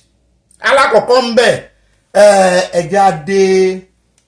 ọ̀dọ̀ Yàyà Bello ó yà ń lẹ́nu ọ̀dọ̀ Yàyà là ń lọ o ẹni a lè mú láàlẹ́dì mọ́ orúkọ tó ń pe EFCC ní ìsìnú VDM kiri sùmọ́ Yàyà Bello wọ́n ní agbára wọn ò ká Yàyà Bello etí a lọ bẹ̀gàrí ká gbọ́ gbogbo bọ́rọ̀ sí ń lọ ní kóòtù wọ́n ní alleged money laundering VDM ẹ ti gbọ́ ìtumọ̀ money laundering tí VDM sọ wọ́n ní owó bóyá tó bá wá láti ọ̀dọ̀ terrorism tàbí tó wá láti criminal activities tàbí tó wá láti pé ó ṣàṣe definition rẹ̀ yìí náà ti gbọ́ tó lóun ò ní gbà fún EFCC tán bá fi lè fi irú ẹ̀sùn yẹn kan òun torí òun ò ní owó kankan tó táwọn terrorism ṣagbátẹrù ẹ̀ tàbí trafficking ajínigbé ó lóun ò rí ó ní kàkà bẹ́ẹ̀ òun gan lòun tún ṣe agbátẹrù bọ́n ṣe gba àwọn tán jí gbé kúrò ní Nàìjíríà àwa náà sì rí ṣùgbọ́n bẹ́ẹ̀ ń kọ́ là ń lọ mo kàn tún rán yín létí definition money laundering ni ẹ̀sùn tó fi kan Yàyà rẹ̀ mo wá ń wò pé ṣé definition tí VDM sì fi síta ìṣó correct sá ṣé n tàn sọ ni wípé Yàyà Bello pé trafficking àti terrorism ṣé bí wọ́n nígbà tó wà lórí oyè ni kò kan gbogbo yẹn mo lérò wípé n ò rò pé definition yẹn ó kún tó ó correct ṣùgbọ́n kò kún tó wọ́n wá ní ìsìn wọ́n ní the third prosecution witness ẹni tó wá jẹ́rìí lòdì sí Yàyà Bello tó sì jẹ́ wípé sáìdì EFCC ló ti wá wọ́n ló ti wá sọ ní ìsìn wípé ńgbà tí Yàyà jẹ́ gómìnà tó wà lórí ipò ní Kogi wọ́n ló ti admit before the Federal High Court l'Abuja lọ́jọ́ Thursday wípé there was no wired transfer of fees from the Kogi state government or any of the local government in the state to the account of the American International School Abuja. Wọ́n nígbà tó ń ṣe cross examination nínú ilé ẹjọ́ ni wọ́n ti gbé ọ̀rọ̀ ìjáde wọ́n ló wá fẹ́ fa ìkùnsínú ó fẹ́ fa àríyànjiyàn láàrin mu ní tẹ́lẹ̀ nǹkan ọmọ Nàìjíríà gan ti ń forí gbárí lórí ọ̀rọ̀ yìí wípé àwọn rántí nígbà náà lọ́hùn tọ́rọ̀ ìkọ́kọ́ bẹ̀rẹ̀ pé ṣe bí wọ́n fi síta wípé àwọn skul yẹn wọ́n dá owó díẹ̀ padà tán dẹ̀ sọ wípé lóòótọ́ iye báyìí ni ṣé kò ní rẹ́kọ̀dù iye tí àwọn tí wọ́n lọ́mọ ń bẹ̀ kò ní rẹ́kọ̀dù iye tán ń san ni kò ní iye ọmọ tí Yàyà ní ń bẹ̀ ni àti wípé àwọn ọmọ Nàìjíríà tí wọ́n ń béèrè pé owó tẹ̀ ń sọ ìgbọ̀n tí ìbáṣepẹ́ fẹ́ da ẹjọ́ rú ṣé owó skul nìkan náà yọ nínú adúrú 80.2 billion naira gbogbo ilé tán náà kọ́ kiri bí ẹyẹ ń kọ́ pé kí ló dé tẹ̀ ń ṣe yan bí ọkà báyìí ládùúrú bẹ́ẹ̀ ṣe lé Yàyà títí tẹ́ẹ̀rì lé Yàyà mú Yàyà ti ń jàre yín bọ̀ pé ẹ̀ẹ̀rẹ̀já ńlá ìwọ yín ò gbé ẹja ńlá rí bẹ́jà bá sọ lálẹ́ odò àmọ́ iye tó jẹ́ wọ́n ní ìwọ yín ò gbé ẹja ńlá rí wọn mọ yàwó àwọn tẹ́ẹ̀lẹ̀ lẹ̀dí mọ́ lẹ́mọ́ ń kiri àbí lánàá kọ́ láàrin àwọn youth APC kan jáde tán sọ wípé látìgbà tán ti submit petition kì í sọdún kan kì í sọdún méjì kì í sọdún mẹ́ta fún àjọ EFCC lórí ọ̀rọ̀ minister fún defence fún state Mẹ́tawálé wọ́n ní wọ́n gbé iṣẹ́ kankan sí lórí ẹ̀, wọ́n dákẹ́ fẹ́ẹ́mú ní o gbọ́dọ̀ gbáriwo nínú kíláàsì bọ́n tí sàwá sí mọ́ sọ fún àgbà náà nù pé kí ló dé pé àwọn àgbà yahoo tí ń wọ bàtà yahoo ṣùgbàǹgbà pé ẹ̀ẹ̀rí wọn mú rí inú nàìjíríà náà láti gbọ́ tán ní ìkànnà àwọn ọba nàìjíríà náà òun náà yahoo àwọn ìbò ẹ̀ẹ̀rí wọn mú rí òyìnbó ní máa bá yín mú wọn ṣùgbọ́n àwọn ìsìn wẹ́wẹ́ lẹ̀ máa mú ẹ̀gbẹ́ sáàkiri ẹja sáàkì àwọn ẹja onípẹ̀pẹ́ àwọn ẹja ẹ́rìsì ayé ìgan gbogbo àwọn script tó ọmọ ọkọ lẹ́nu ọjọ́ mẹ́ta rẹ̀ àwọn ẹja ẹ́rìsì lẹ̀ mọ́ gbẹ́ ẹ̀gbẹ́ lady fish rí sí ọ wọ́n sáà ti sọ wọ́n ní ìkan tí ẹ̀ sọ́nà àwọn ọmọ ẹ̀ wọ́n ní the school return money to Yaya Bello Noble ló kọ rẹ̀ ǹjẹ́ pọ̀n rántí pé the money returned to Yaya Bello was sent to the school from which bank account? Why did the school deem it fit to send it to Yaya Bello? The kids of Yaya Bello in the school, which account paid their school fees till date? Yeah, you people think we are omugo. Gbogbo táìmù yẹn bọ́n ṣe sanwó school àwọn ọmọ yẹn kan wá jáde àbí ẹ̀kan wá jáde ó dá o ẹlẹ́ẹ̀kejì ń bẹ́ẹ̀ jẹ́ kó lórí ọ̀rọ̀ Yaya Bello ọjọ́ tó bá túlẹ̀ tó sì ti ń fojú hàn báyìí pé ó ti bọ́ lọ́wọ́ wọn á sọ fún yín á bùn yín gbọ́ á jẹ́ kẹ́ ẹ mọ̀ ẹ jẹ́ wá kó mbẹ́ ẹ jẹ́ wá sáré dé ọ̀dọ̀ NDLEA ká tó lọ sọ́dọ̀ Kẹ́mi Badenoch tí Kẹ́mi Badenoch yẹn mo fẹ́ gbèjà rẹ̀ ni bó wá wí nǹkan ẹ bú mi ó ń gùn mi ẹ jẹ́ àkọ́kọ́ dọ́dọ̀ àjọ NDLEA bọ́dà Fẹ́mi ẹ bọ́ bí ẹ wá sọ̀rọ̀ ẹ wá ganu sí máìkì torí kíní nọ́mbà torí analysis táwọn UN fi síta yìí lórí ọ̀rọ̀ 40% ìyẹn ìdá 40 àlékún ìdá 40 ló dé bá oògùn olóró mímu nílẹ̀ adúláwọ̀ ta ni ká bléèmù sáwọn ọ̀dọ́ tó mú ni àbáwọn kàtẹ́ tó ń gbóògùn kiri tán fẹ́ rówó ń bẹ̀ àbáwọn olówó tán ń rà á tán rán wọn ń ṣe dé tòrutòru wọ́n ti sọ gbogbo ọmọ di zombi tán wọ́n sì mọ sùn lórí ìnàró ìfọ̀tí ìgbàmú náà fi máa jí wọn á dá mi sẹ́lòmíì lórí mo ráwọn ọmọbìnrin kan náà lẹ́nu ọjọ́ mẹ́ta ìtàn náà lẹ́gbàlájà ìkan bíbí títí ó bí pupa mo ní nínú ìfun rẹ̀ náà ó ti ń bí ẹ̀jẹ̀ oògùn olóró ìkan ò lè sọ̀rọ̀ mọ́ wọ́n mú mi báyìí gbogbo ahọ́n wọn báyìí yóò sì blue wọ́n tún fi ń ṣe content ṣebí kan lẹ́nu ọjọ́ mẹ́ta yìí ló pariwo síta wípé wọ́n ti báànù Facebook àbí TikTok òun o nítorí òun àti ìyá òun àtọmọ kan àbúrò òun lanu sí máìkì lanu sí kámẹ́rà ó wá blue àwọn òṣìṣọ́ nǹkan kan àwọn láwọn mọ́ògùn olóró àwọn fi ń sensitize ni làwọn èèyàn bá gbà sódì wípé family ti mọ́ògùn olóró náà bá rìpọ́ọ̀tù péjì wọn ó fi ń ṣe content kò jẹ́ kán mọ̀ pé ó fi ń ṣe ìdánilẹ́kọ̀ọ́ lòdì sí oògùn olóró ni ṣùgbọ́n NDLEA ń ṣiṣẹ́ o wọ́n ti ẹ̀ mú wọn pẹ́ẹ́pẹ́ẹ́pẹ́ ọ̀sẹ̀ kan ò lè mọ́ lọ Nàìjíríà ká mọ̀ rí àwọn tán mú wọ́n dì sínú chocolate wọ́n dì sínú bàtà oríṣiríṣi wọ́n dì sínú cream tó fi ń para tẹ́ẹ̀nì mọ́ wọ́n á ti wé ní kíní yóò sọ sáàrin cream wọ́n ṣe mú òye mi ẹ bá ń tẹ̀ sí ilé agbára ká gbọ́ bí àwọn àjọ EFCC ṣe fẹ́ kógojá lórí ọ̀rọ̀ oògùn olóró kó tó báyé gbogbo ọjọ́ ọ̀la ọmọ Nàìjíríà ọjọ́ ọ̀la wọn jẹ́ eléyìí yóò mẹ̀yà o gbogbo wọn náà mú gbogbo ẹ̀yà ní mú ẹ bá ń tẹ̀ sí ilé agbára ká gbọ́rọ̀ lẹ́nu bọ̀dà Fẹ́mi bàbá Fẹ́mi bóyá ojútùú ó wà sí. Interested and that awareness, that level of awareness and sensitization is very high, which is very important. And we're bringing all the stakeholders together under our War Against Drug Abuse, WADA Social Advocacy Initiative, to ensure that everyone is well mobilized enough to be able to own and take part in this whole effort, because our strategy definitely is a whole of society approach where we get everybody on board to do what we need to do, because just like it's been said, there is a UN projection that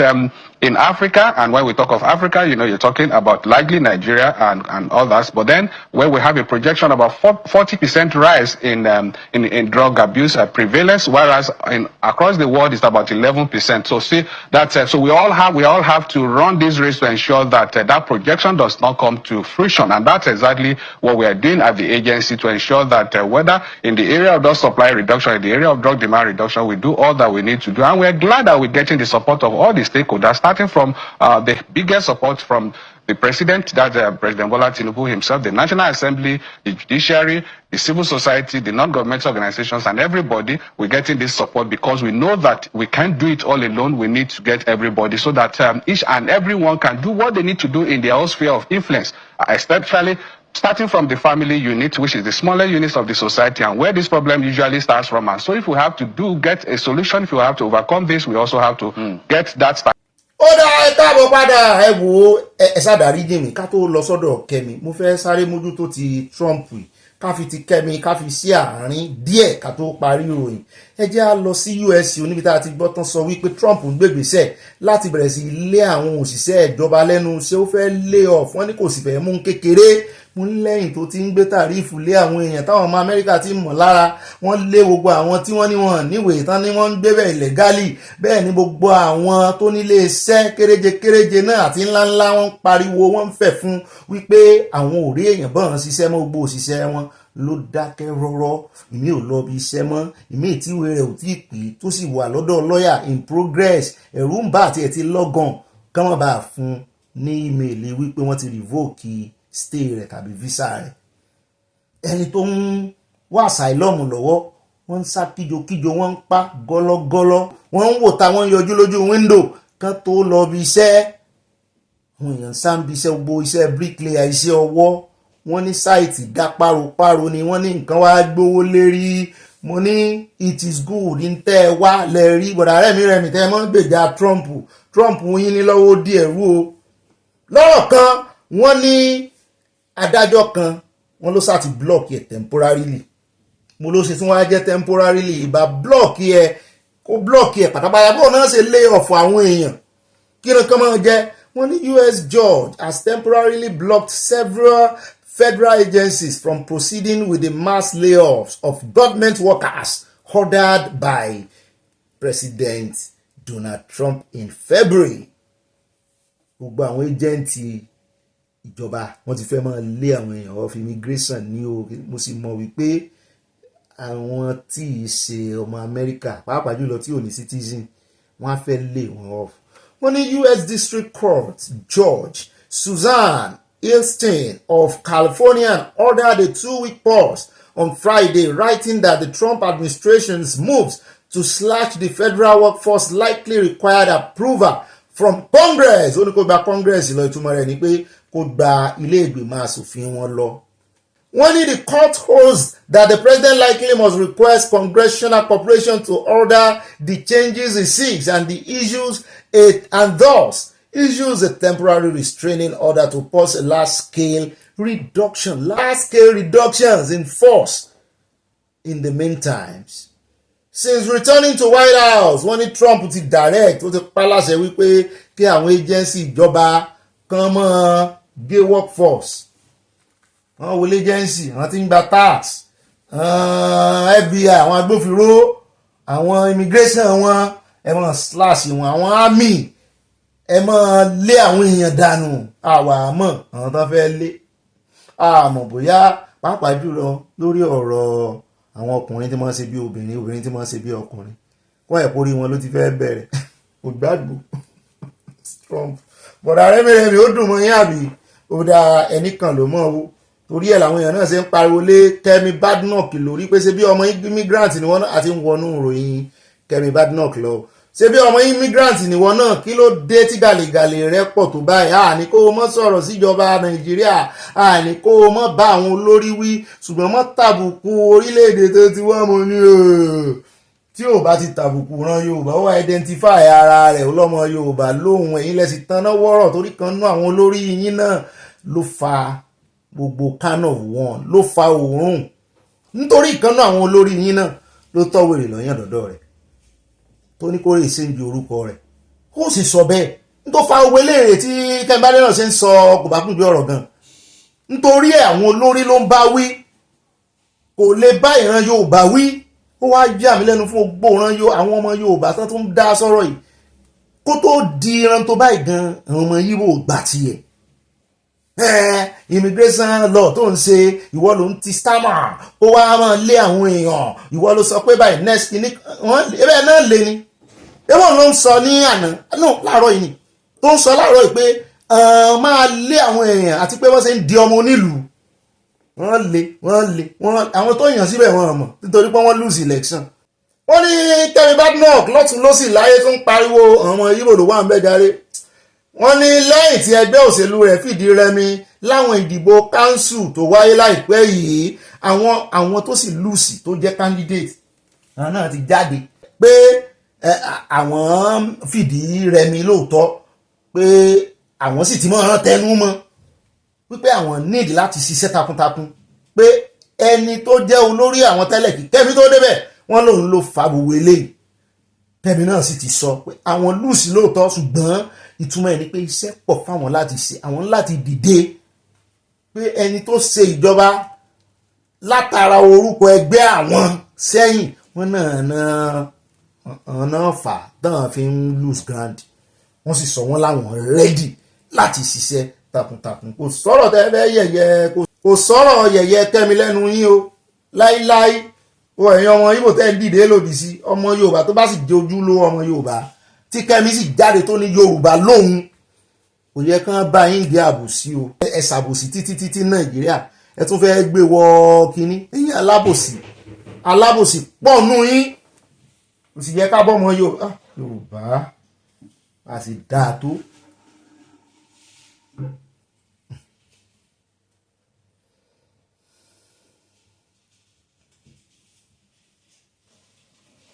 ẹ̀tún rẹ̀ èèyàn gbèjà yín ẹ̀yin náà wà lára àwọn tí wọ́n sọ pé àwọn olórí yín ò dá olórí yín ò sún wọn ó kìtà lẹ fẹ́ mú gan tábà ní Kẹ́mi dúró báyìí kí àwọn ọmọ Ìgbò yẹn sì rèé wọ́n tẹnu àbùkù bá Yorùbá ń ta wọ́n tẹnu àbùkù bá Yorùbá ń lé ni àbẹ́ olódò rẹ sá lọ́dọ̀ wọn lánàá wọ́n tó fi joyè wọ́n à ṣe mọ́ bú àbíkọ́ mọ́ bú àwọn olórí wọn tó fi olódò rẹ joyè wọ́n ṣe bú ẹjẹ́ kan mọ́ tàn yín ṣe rí bẹ́ẹ̀ bá ń ṣe kí ní ẹ̀ wọ́n fi sú síná wọ́bẹ̀ ni èèyàn ìjàjà olójú kan àti afọ́jú pátápátá èèyàn ìjà mọ̀mọ́ jà mo mọ̀ wọ́n ní ìwọ̀n àbọ̀rọ̀ lásán fún olóò àbí tó bá dénú rẹ̀ yóò dòdìdí ẹ rí pé ọba tó sọ̀rọ̀ lẹ́yìn ìgbà tèmi náà sẹ́nu kù lórí ọ̀rọ̀ tí mo fi bẹ̀rẹ̀ ètò ẹ rí pé ọba yẹn gbé wa débẹ̀ gan torí ẹ̀ mo mọ̀ sẹ́nu kù ni àbọ̀ ọ̀rọ̀ lásán fún wọn lọ́wọ́ àbí bá dénú ẹ̀ yóò rí dìdí continuation rẹ̀ wọ́n mọ̀ sọnù subsequent episode of this ìpàdé ọlọ́mọ ìlú ìjà olójú kan ẹ mọ̀ bá ń imagine ẹ̀ pé tó lójú kan bá ń bá afọ́jú tójú rẹ̀ méjèèjì fọ́jà tán sì jọ mú sword dání ìyẹn idà ta ni ó dá o lọ́rọ̀ kan wọ́n ń tẹnu àbùkù bá Kẹ́mi ẹ bá ń tẹ̀sílẹ̀ agbára kí ni Kẹ́mi sọ tán fi ń tẹnu àbùkù bá mistress fún ara rẹ̀ of the Tories kò sí nǹkan kan ẹ̀rọ ògùn ẹ̀sẹ̀ ẹ bá ń tẹ̀sílẹ̀ agbára ohun alẹ́ gbọ́ o torí abẹ́ ṣẹ̀dá rẹ̀ Yorùbá ẹ bá ń tẹ̀sílẹ̀ agbára àròjọ́ mùsùlùkùn. ẹ̀yin tẹ́ fẹ́ gbóhùn ẹ̀ léèbó ẹ máa kà á bọ́ sí ń kọ́ ó ní láti ọdún tí ń bọ̀ lọ ó ní 2 million people ọmọ àwọn àtọ̀húnrìnwá ni wọ́n wá ń di citizen nílùú àwọn ó ní ṣùgbọ́n láti ọdún tí ń bọ̀ àwọn ò introduce bíìlì tí yóò mú kí ọ̀rọ̀ immigration pàápàá jùlọ àwọn tí wọ́n ń béèrè fún asylum tí yóò mú wá sílẹ̀ láti gba British passport láti di citizen ó náà fẹ́ gé sí háàfù pé àwọn ní iṣẹ́ ribiribi láti ṣe o bẹ́ẹ̀ náà ló fi ìgbésẹ̀ lẹ́sẹẹsẹ bí wọ́n ṣe ṣe ó ní yóò tọ́ọ̀fù díẹ̀ o àwọn ó gbé àwọn òfin kan kalẹ̀ tí ó jẹ́ kó tọ́ọ̀fù alákọ̀ọ́kọ́ àwọn ó deport gbogbo àwọn tó bá jẹ́ foreign criminals àwọn ẹlẹ́ṣẹ̀ àbí kí ló fi ṣẹ̀yìn bẹ̀ ó lẹ́ẹ̀kejì ó ní tipátìkú kò ẹ́ declare èjì yẹn àwọn fẹ́ mọ èjì yẹn gangan ẹlẹ́ẹ̀kẹta ó ní àti gba visa ó tọ́ọ̀fù díẹ̀ báyìí òfin táwọn fẹ́ là kalẹ̀ láti mọ̀ gba visa wọn náà fẹ́ fi fíìsì ọ̀rọ̀ bọ́dà àti iṣẹ́ ó ní àwọn ọmọ onílù gan òrìṣẹ́ ó sì sọ ó ní àwọn fẹ́ àdí value sí gbígba asylum pé iṣẹ́ pé àwọn fẹ́ lé àwọn èèyàn pátápátá àwọn kàn fẹ́ tún gbogbo ẹ̀ ṣe ni àwọn fẹ́ ṣètò lé lórí wípé ẹ má wọrí ìwọ tí ò bá ti bá wọn lẹ́bọ lẹ́rù ó ní ìdí láti bẹ̀rù legitimacy náà ni ọ̀nà tó tọ́ làwọn fẹ́ kí gbogbo àwọn èèyàn máa fi ṣe gbogbo ohun tán bá fẹ́ ṣe ní UK. ó yá káàbọ̀ padà ẹjẹ́ wà lọ tààràtàrà sọ́dọ̀ arákùnrin yìí tó ń sọ wípé gbogbo ohun tí Adésínà ń sọ pé òun ò faramọ́ gbogbo ohun tí World Bank ń sọ àwọn ò faramọ́ wípé wọn lè máa sọ pé GDP Nàìjíríà ó ń fìdí rẹmi pé òun náà ló sọ pé 1,500 ó tó jẹun dáadáa fún ọmọ Nàìjíríà o $1.50 ó ló tó jẹun dáadáa ó dà pé 2,500 náà ni ó jẹ ó sà dárúkọ iye kan mo ti ẹ̀fẹ̀ mọ iye tó dárúkọ ẹ bá ń ganu ẹ̀ sí máìkì ká tún gbọ́n tó sọ torí ó ń dìfẹ́ǹdì ìjọba ààrẹ Tinubu economic policy wọn ó ní ó ṣe déédéé ó sì ń bẹ́yìn ọmọ Nàìjíríà lára mu ní awágùn ògbèjọ́ ọmọ Nàìjíríà mọ ìjà ara wa là ń gbé ní ìsinyìí o ìjà ara wa là ń gbé kó lórí dorí ẹ̀ mú ni ọmọ Nàìjíríà ò ṣeé gbèjà wo wọ́n disappoint rẹ̀ wọ́n fọwọ́ rí ọmú báyìí pé ta ló rán ṣẹ́ sure ẹ bá ń tẹ̀sí ilé abẹ́rẹ́ já gbọ́rọ̀ lẹ́nu arákùnrin tí ẹ mọ̀ pọ́rọ̀ rẹ̀ ò lè mú yẹ́ẹ̀sì dání torí kò mú yẹ́ẹ̀sì dání létí tèmi ẹ bá ń tẹ̀sí. Let me say that you two, you were wrong in inferring to me what I didn't say in the 1,500 naira saga. I didn't say Nigerians should go and cut their coat according to their size. Cloth. Or coat or cloth according to their size. The time for that is gone. We're not asking Nigerians to tighten their belts or, we can't speak rudely to Nigerians at all, willy-nilly, because we're all Nigerians. We're all in this together. Everybody knows what's going on. Even though, first of all, the cost of living crisis was a global issue at some points after COVID. In fact, up to yesterday, I was here listening to one American explaining how the COVID effect has caused so much problems, even up till now. So it's what it is around the world, But what we're just making the point that, there's an advantage Nigeria enjoys. That's it. I think in that interview with Sheung, he was saying something about $2.50 a day. I said, look, there's an advantage Nigeria enjoys. $1 is still valuable here when even a beggar in the US may throw $1 back at you and say, what do you want me to do with this? So how was I wrong in what I said? Because that was exactly what you said now. Nobody said, I never said that. You said you can get 1,000 naira, 1,500 naira. And that was the point. That's a fact. That's actually a fact. Yes, but you said But nobody said Nigeria should go and eat 1,500. No, we didn't say that you said Nigeria should go and eat. We said that you said that you can afford bole of 1,500. Exactly, even less. Even Chicken Republic sells food in free advert actually. Sells food of 1,500. Another one, Chow Deck, advertises right now in Abuja 1,000 naira. But nobody said that because there's a clear difference, and that is what ticks people off. And we don't want to tick people off. You know what I'm saying? Sometimes you live through it. A lot of people called me, a lot of people sent texts, some people pitied me, and luckily, in fact, there were also the people who actually went out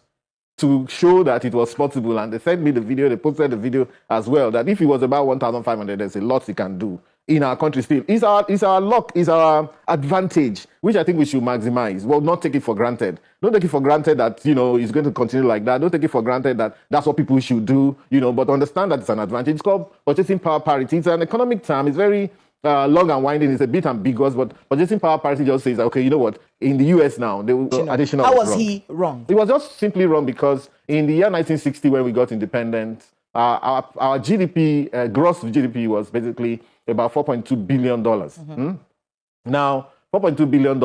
and the population then was about 45.1 million people. Meaning that if you divide 4.2 by 45.1, you land at $93. So the GDP at that time was $93. Where you found 1,840, I don't know, because calibrate it anyhow you want. Even go back and say, oh, $93 today, how much was it the worth? The value in 1960, it still came to about $800 or 800 and something dollars. You know what I'm saying? So the 1,800 was over the top. Maybe somebody wrote the thing for him. We know him to be a very smart person, but on that very score. And again, I think it also brings out the issue that, look, we are tired and sick and tired of all of this bad news about Nigeria. The policies of government are, of course, what we have done in terms of the reform are very foundational. Look, how can we fix the foundation of this economy so that we can grow? And,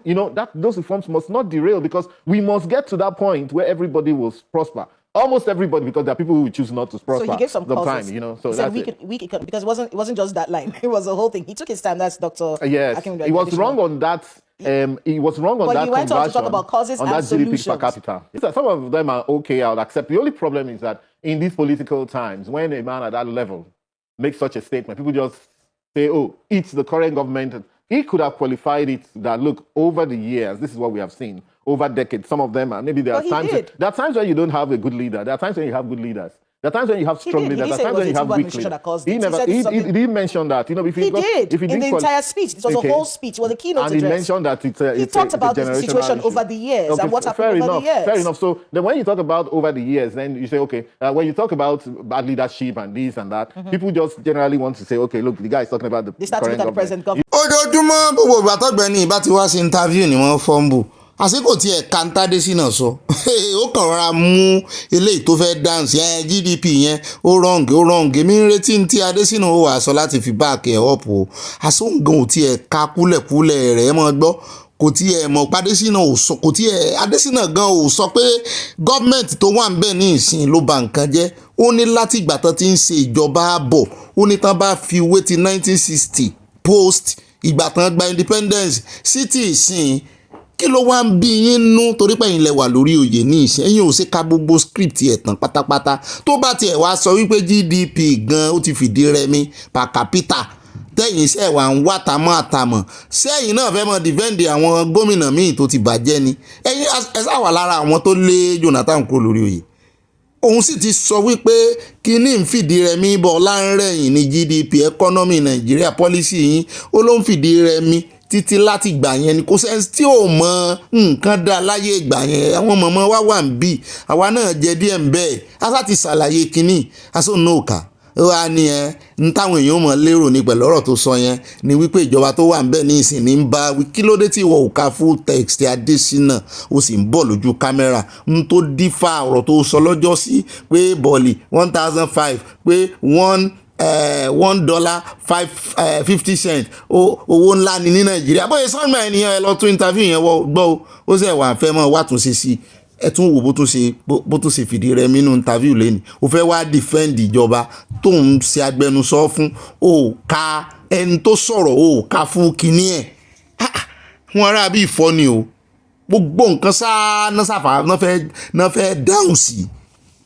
gbàmí èèyàn máa wòran àti ẹ̀dùpẹ́ lọ́tẹ̀ ìtàn sọ pé opposition ló rán Adésínà náà wá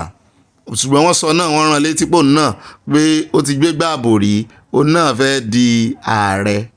politics náà náà máa fi bà nǹkan jẹ́ kàkà kan wo nǹkan from another angle politics náà máa fi wò ó bá sọ̀rọ̀ nísìn wọn á ní òun ṣẹ̀tanú àwọn torí pé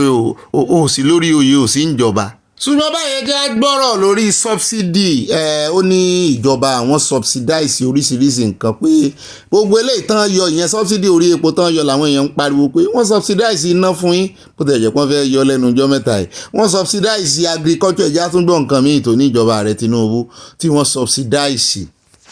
We are also doing economies of common sense. The problem with electricity and petrol, these are the two subsidies that we're talking about, you know, and petrol, electricity. For example, water is subsidized in this country. If you get the water that the government sends out, agriculture is still subsidized in this country. They give out, you know, free fertilizer, free seedings, every year. But you see, the reason why, no, indeed, I agree with you. But the reason why we can't continue to subsidize is partly because of all of the frauds that have happened in the past. And the fact that, look, for example, a refinery is not a company that you would ask a civil servant to be running. A civil servant cannot run a refinery. You know what I'm saying? A civil servant cannot even run electricity because they are commercial businesses that, you know, for something that needs to be working constantly and there's no holiday, there can't be a strike, you know, you can't say, oh, the union say we should strike, they were not doing anymore. Ẹgbẹ́ o, wọ́n níjọba subsidize omi. Ń gbélé ìrí o, oúnjẹ wà ń bẹ̀ wọ́n subsidize. Wọ́n subsidize oúnjẹ, ó ní omi wọ́n subsidize ẹ̀ fún yín, omi. Ṣé ń rómi ní Lẹ́kí Island omi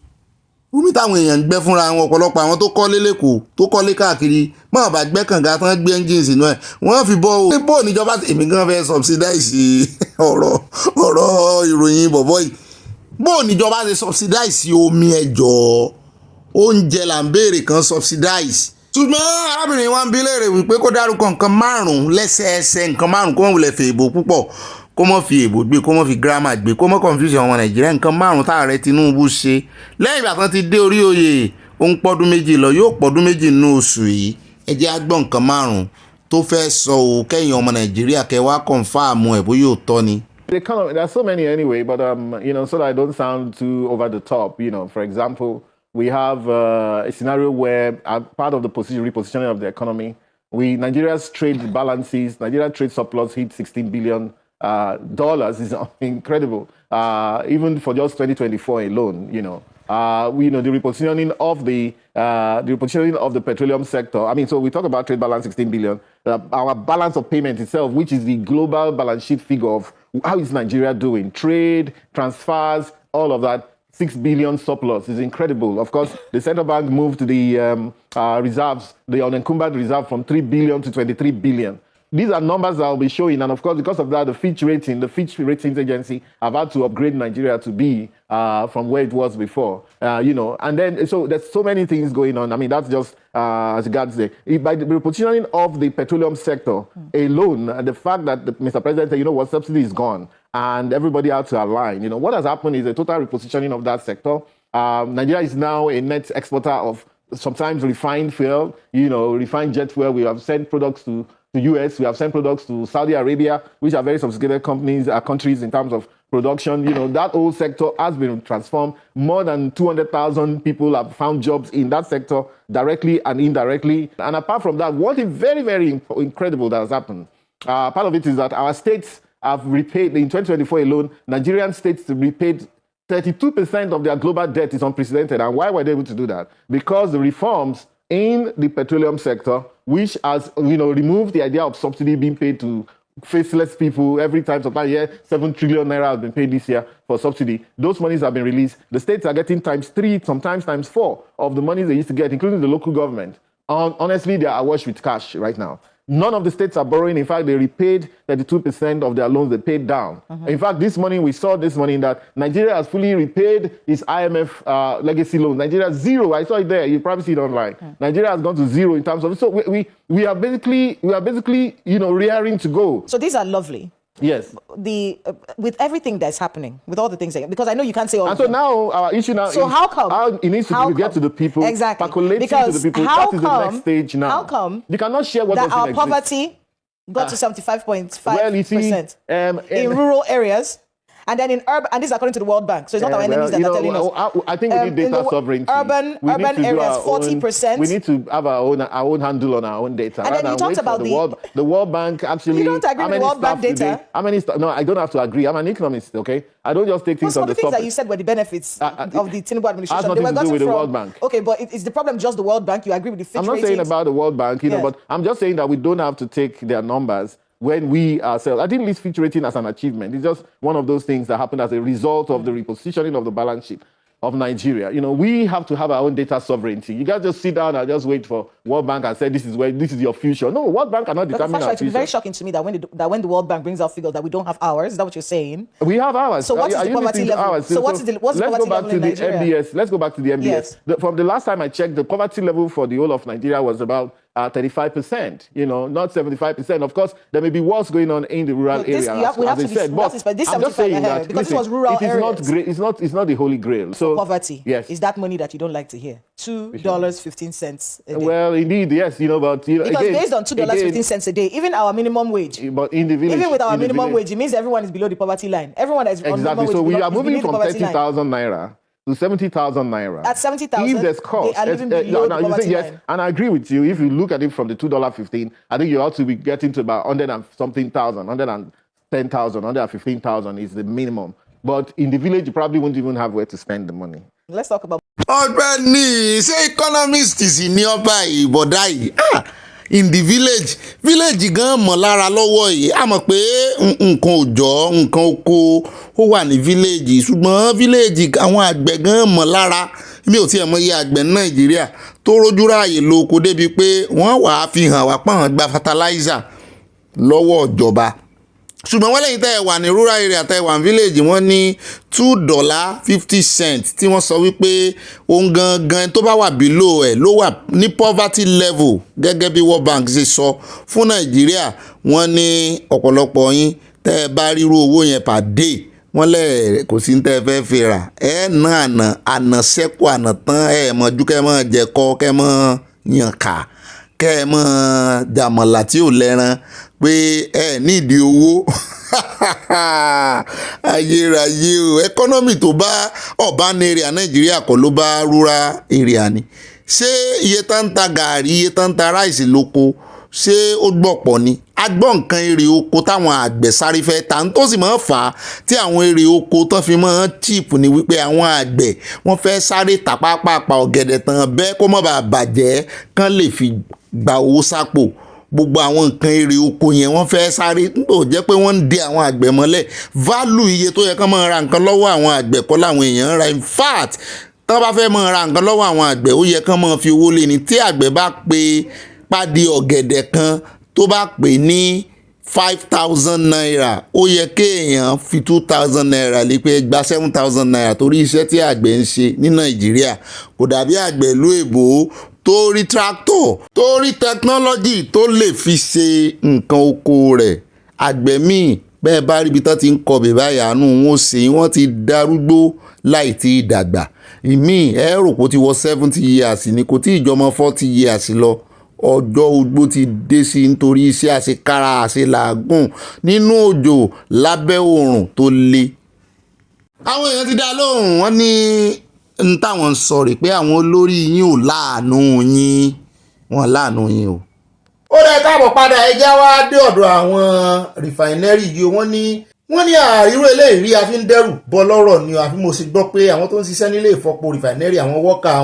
wọn ní wọ́n yanṣẹ́ lódì pé òní ní ọjọ́ keje tó ti yanṣẹ́lódì bọ̀ pé wọ́n sì fi mọ́ ní ìyanṣẹ́lódì nìkan wọ́n tún ṣe protest o. Wọ́n ní ọjọ́ keje rèé tí ìyanṣẹ́lódì náà ti bẹ̀rẹ̀ tí àwọn òṣìṣẹ́ Tinubu ń sọ pé àwọn kàbá ni wọ́n ń sabotage effort ìjọba tí ilé ìfọpo refinery Warri tàn ti ń ṣiṣẹ́ tí ò fi ṣiṣẹ́ tó fi ń fìdí rẹmi. Wọ́n ní wọ́n mọ̀ọ́mọ̀ sabotage gbìyànjú ìjọba láti sọ òkú ilé ìfọpo náà dálàyè pé ìjọba gbìyànjú wọ́n fẹ́ sòkú dálàyè ṣùgbọ́n wọ́n láwọn kàbá ni wọ́n jẹ́ kó gun omi o. Mo wá ní omi ló fi ṣe wòsàn omi ló fi ṣe wòsàn òkú alẹ́ àná dálàyè omi ló fi. Mo ní ẹjẹ́ gba ọ̀dọ̀ àwọn wòlíì CAC lọ kẹ́lọ̀ bá wọn kán bá yín bu omi orí òkè ẹ̀rìmọ̀ àbí ṣé orí òkè ẹ̀rìmọ̀ náà sí èsì máa ń lọ ṣé èsì àwọn kérúbù ni máa ń lọ orí òkè ẹ̀rìmọ̀ ẹ sáà nìkan bá yín bu omi bàbá Babalọ́lá torí omi ni bàbá fi ṣe ìwòsàn kán rè bá yín fi wọ́n rìfàìnì ẹ tètè já sí ibi tí mò ń lọ kán rè fomi kán rè fi wọ́n rìfàìnì torí àmọ́ ṣe kọrin orin ló fi ṣe ìwòsàn torí àmọ́ ṣe kọrin yẹn omi ló fi ṣe ìwòsàn kan ṣe ìwòsàn fún refinery yìí deliverance ló ní ìdí. Wọ́n ní ìkànnì wọn sọ̀rọ̀ ó ní we have been here since Monday and we are determined to stay. Wọ́n láwọn ò lọlé o. Management says they are waiting for approval from Abuja but we suspect there are forces working to derail President Bola Tinubu's reform agenda for the oil sector. Ṣé president tó náà gbé reform wá fún yín tán fẹ́ reform yín sáwọn gan wọn mọ̀ pé káàbá wà ní. Only we have dedicated our youthful and productive years to keeping this refinery afloat.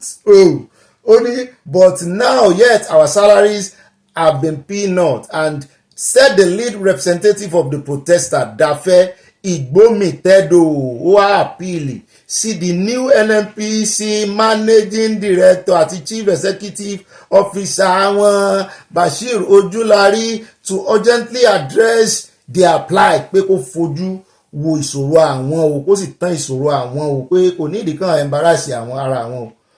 tí ẹ wà ń gbọ́ wọn sọ wọ́n ní ọ̀pọ̀lọpọ̀ wọn pé casual workers náà mú ní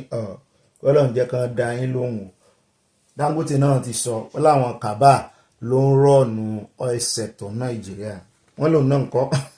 kí ni sọ́ni ìmọ̀ ó dẹ̀ já kó ń bẹ ẹja dọ́dọ̀ jambu àwọn náà fẹ́ ṣàlàyé ọ̀rọ̀ lórí bí àwọn ọmọ àwọn yúùtù wọ́n ṣe fẹ́ẹ̀lì jambu àti wọ́n náà mọ̀ òòdù rìsọ́ọ̀tì wọn kí ló dé mo lé mi kọ́ ní ń dáhùn ẹ̀wọ̀n bí mi ń jam question àwọn òṣìṣẹ́ JAMB náà àwọn ọ̀gá JAMB wà níbí ó yá ẹbí wọn léèrè bóyá náà ó lè mú ABCD EF dórí GB ẹ̀dánù sí Mike. A total of 2,030,862 candidates registered for the 2025 UTME, which was conducted across 882 CBT centers, each of which was generally monitored by 10 invigilators of different categories. In all, over 10,000 officials were involved in conducting, monitoring, and managing the exercise. Without any equivocation, this year's exercise will be remembered as the most successful in recent times. Released results. Out of the total number of 2,030,862 candidates registered for 2025 UTME, 1,957,000 were successfully verified for the examination. 71,705 were absent, and a total of 2,157 candidates' fingerprints were rejected by the machines as invalid. He is right in saying that the exams this year is the best so far since the inception of JAMB. We'll go back a little bit. I became the Minister of Education in 2005. And what were we having in JAMB then? It was paper and pencil. Right. We had multiple registrations. We had miracle centers. We had people writing exams for others, apart from people going to the miracle centers. That was in 2005. And with the result in JAMB, there was no correlation between JAMB score and actual performance in class in their first year. That led to our introducing the post-UTME screening test. Ó náà rẹ gbọ́ lẹ́nu àwọn aláṣẹ JAMB ó ti ẹ̀mú mi rántí nígbà tán dárúkọ miracle center olórin kan tí wọ́n máa fi ṣe advert ńgbà náà Christ Revival miracle center ibẹ̀ ni ogun èṣù ti ń wó Christ Revival ṣé Christ Revival gan ni mo ti gbàgbé jáde miracle center ibẹ̀ ni Asiri èṣù ti ń tú àṣẹ JAMB náà ní miracle center kí ni ń tún bẹ́ẹ̀ ọ̀gá Nàìjíríà gan is a miracle country. ó rẹ̀ káàbọ̀ para ẹja wa mọ́ káde ìròyìn tòní ilé táwọn fi káde rẹ̀ léwu náà ní ti bàbá wa Kọ̀lẹ́ntì Àyìnlá tó sọ pé ẹni tí ìyá wa Sàláwá Àbẹ̀ní ń fẹ́ lọ́wọ́ wọn ni wọ́n kàn jọ ń sí é ni pé àwọn ò gba nǹkan àwọn bó bá yá o wọ́n láwọn gangan ni ojúlówó ọkọ original. Yorùbá bọ̀ wọ́n ní ẹni tá a bímọ fún kúrò lálẹ́ ẹni o wọ́n ní èyí ni àlàyé tí àgbàjọ onífújì General Kọ̀lẹ́ntì Àyìnlá Ìlọrí ṣe nípa ìyàwó wọn tó bímọ mẹ́ta fún wọn. Aláàjà Sàláwátì Ìbíwùmí Àbẹ̀ní lórí ètò kan tẹ́lifíwé bí fẹ́ ṣò ni bàbá Kọ̀lẹ́ntì ti sọ̀rọ̀ láìpẹ́ yìí nípa Sàláwá pé ìyàwó òun ni títí ayérayé kò sóhun ìyá kan tó lè yà wá. Bàbá ganu sí máìkì wọ́n ní ẹni tí Sàláwá ń fẹ́ ní ìsìn Aláàjà Sàláwá Àbẹ̀ní Ìbíwùmí wọ́n ní wọ́n ń yá lò lọ́wọ́ àwọn ni wọ́n wá rẹ́ǹtì ẹ̀ lọ́wọ́ yín mo ní sẹ́ gbowó rẹ́ǹtì bàbá ìgbà kéèyàn léèyàn rẹ́ǹtì ìyàwó òun síta láì sáwọn ará abẹ́nú ẹ̀ náà lágbọ́tán náà wọ́n rẹ́ǹtì ìyàwó wọn fàlejò. Bàbá kí ló dé irú ìwé wo lẹ tọwọ́ bọ̀ tẹ́ ń rẹ́ǹtì ìyàwó yín wọ́n ní bí Ọlọ́run ṣe fẹ́ kó rí nìyẹn o ẹni tó bímọ mẹ́ta fún èèyàn ó ti kúrò ní àlè èèyàn o ìyàwó mi ni títí òpin ayé o I love that ìfẹ́ wà láàrin wọn kò síbi tó máa kó àwọn ọmọ yẹn sí ó kàn jẹ́ pé ọ̀rọ̀ ọkùnrin àti obìnrin bí Ọlọ́run ṣe kọ́ náà nù kí ló lè mú kúrò lọ́dọ̀ mi àmọ́ mi ò bá wí o nítorí gbajúmọ̀ ló náà gbajúmọ̀ méjì báwọn obìnrin ṣe ń du àwọn ọkùnrin ní àwọn ọkùnrin ń du àwọn obìnrin náà o ohun tó fa tiwọn nìyẹn àmọ́ ó níbi tí ọgbọ́n obìnrin mọ kò sí nǹkan tí mo lè máa ṣe ní ìsinyìí lẹ́sẹ̀kẹsẹ̀ ló máa dé pé ó wà lọ́dọ̀ ẹnìkan ìyẹn kan yá ló ní ìyàwó mi nì bí n bá ń ṣe nǹkan yín ń bọ̀ wá rẹpísẹ́ǹtì nù torí ó bímọ fún mi èmi ló bímọ gbogbo ọmọ rẹ̀ fún ìyàwó mi ní o ẹni tó ń fẹ́ báyìí ń yá lò ní o bẹ́ẹ̀ ni General Kọ̀lẹ́ntì Àyìnlá sọ ẹgbẹ́ ọ̀sẹ̀ ẹgbà bẹ́ẹ̀ àmọ́ wò bóyá ìyá wa náà ó gàùn sí máìkì wọ́n sọ pé èèyàn kankan ò yá wọn lò torí inú ọmọ bí ọkọ wọn báyìí o pé ṣé àwọn wá ní aláyàlò ẹ̀ṣẹ̀ rí ọ̀rọ̀ tọkọtaya kò mọ̀ sí dá sí àìmọye àyálò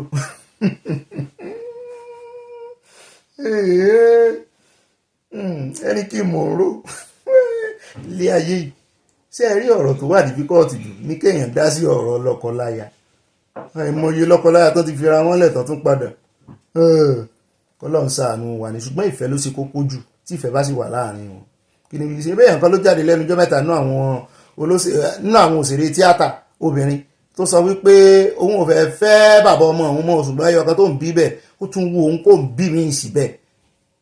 pé òótọ́ bàbá ọmọ òun lè ti ní àfẹ́sọ́nà ṣùgbọ́n ó wù òun kàn jọ kòlàbò kàn tún bí kan tó róhun ò fẹ́ bí gbogbo ọmọ òun síbòmí ẹ mọ̀ gbọ́rọ̀ bóò nínú ẹnìyàn ó ṣe dùn pé ẹni tó ń fẹ́ lọ́wọ́ bóò ní ẹ̀rù sí níwọ̀n bà pé wọ́n fẹ́ gbọ́kọ ọ̀hún pé ibi tó bá ti sọ ó dàárọ̀ wọn èyí tó ń sọ ẹ káàárọ̀ mọ̀ ń bẹ́ẹ̀ gbọ́ sóde inú ọ̀rọ̀ ọlọ́kọláya ò sí dá sí o torí ẹ ń bá wọ bàtà ló mọ ibi tí bàtà ti ń tàn lẹ́sẹ̀ èmi kàn fẹ́ pàrọwà sí gbogbo àwọn ọkùnrin àtobìnrin bó bá ṣe parí wá ṣe yanjú ẹ parí ẹ mọ̀ fi ń tán pè ní ìkorò toxicity ẹ mọ̀ fi gbé ìgbé ayé yín o ṣùgbọ́n nǹkan kan lèmi wá fẹ́ sọ fún wa love yourself make yourself happy gbà ó lọ bí òrèrè o ọjọ́ mélòó láàlò láyé tá à ń wẹ̀wò orin make yourself happy o kó lè wà fulfilled kò ní jù bá náà lọ èmi ò ní sọ bó ṣe lè make ara rẹ happy ṣùgbọ́n make yourself happy mọ́ sì jẹ́ kí happiness rẹ kó mú ìkorò bá ẹnì kejì mi ò sọ pé kó o make ẹnì kejì happy o bó o bá lè ṣe bó o bá ti lè ṣe make yourself happy kẹ́ni náà make ara rẹ̀ happy kìnní kan ó níbi téèyàn ó dàgbà dé nínú ìgbéyàwó tó yà á fi gbogbo rẹ̀ tó ti mọ̀ wípé wo you are your own bí tọkọtaya gan jọ kú lọ́jọ́ kan náà ọ̀tọ̀ọ̀tọ̀ náà rìnrìn wọn dọ́dọ̀ ẹlẹ́dàá wọn torí oníkálukú ni ó jì sí ọwọ́ rẹ̀ sọmọ márì lọ́rùn ni àwọn òde bẹ̀rẹ̀ a sì rí àdọ́rùn bọ̀ tó wá sọ bó ṣe rí lọ́hùn àmọ́ juwọ́ sí wọn ni wọ́n bá ti lọ pé ẹmọ́jọ́ ọkùnrin ẹmọ́jọ́ kòró bó bá ṣe ń ṣe lájùlé ọ̀run ní kẹ́ ẹ mọ́ bá wọn ṣe àwọn òfẹ́ mọ́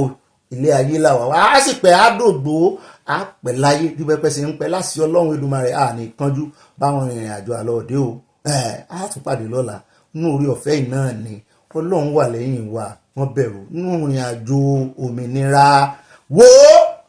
mo béèrè question kan lọ́wọ́ rẹ̀ ń bẹ̀rẹ̀ ètò mo ní ta ni ìran rẹ tó ń jà fún mọ́ dáhùn síkùn àwo oníkùn ló mọ̀ká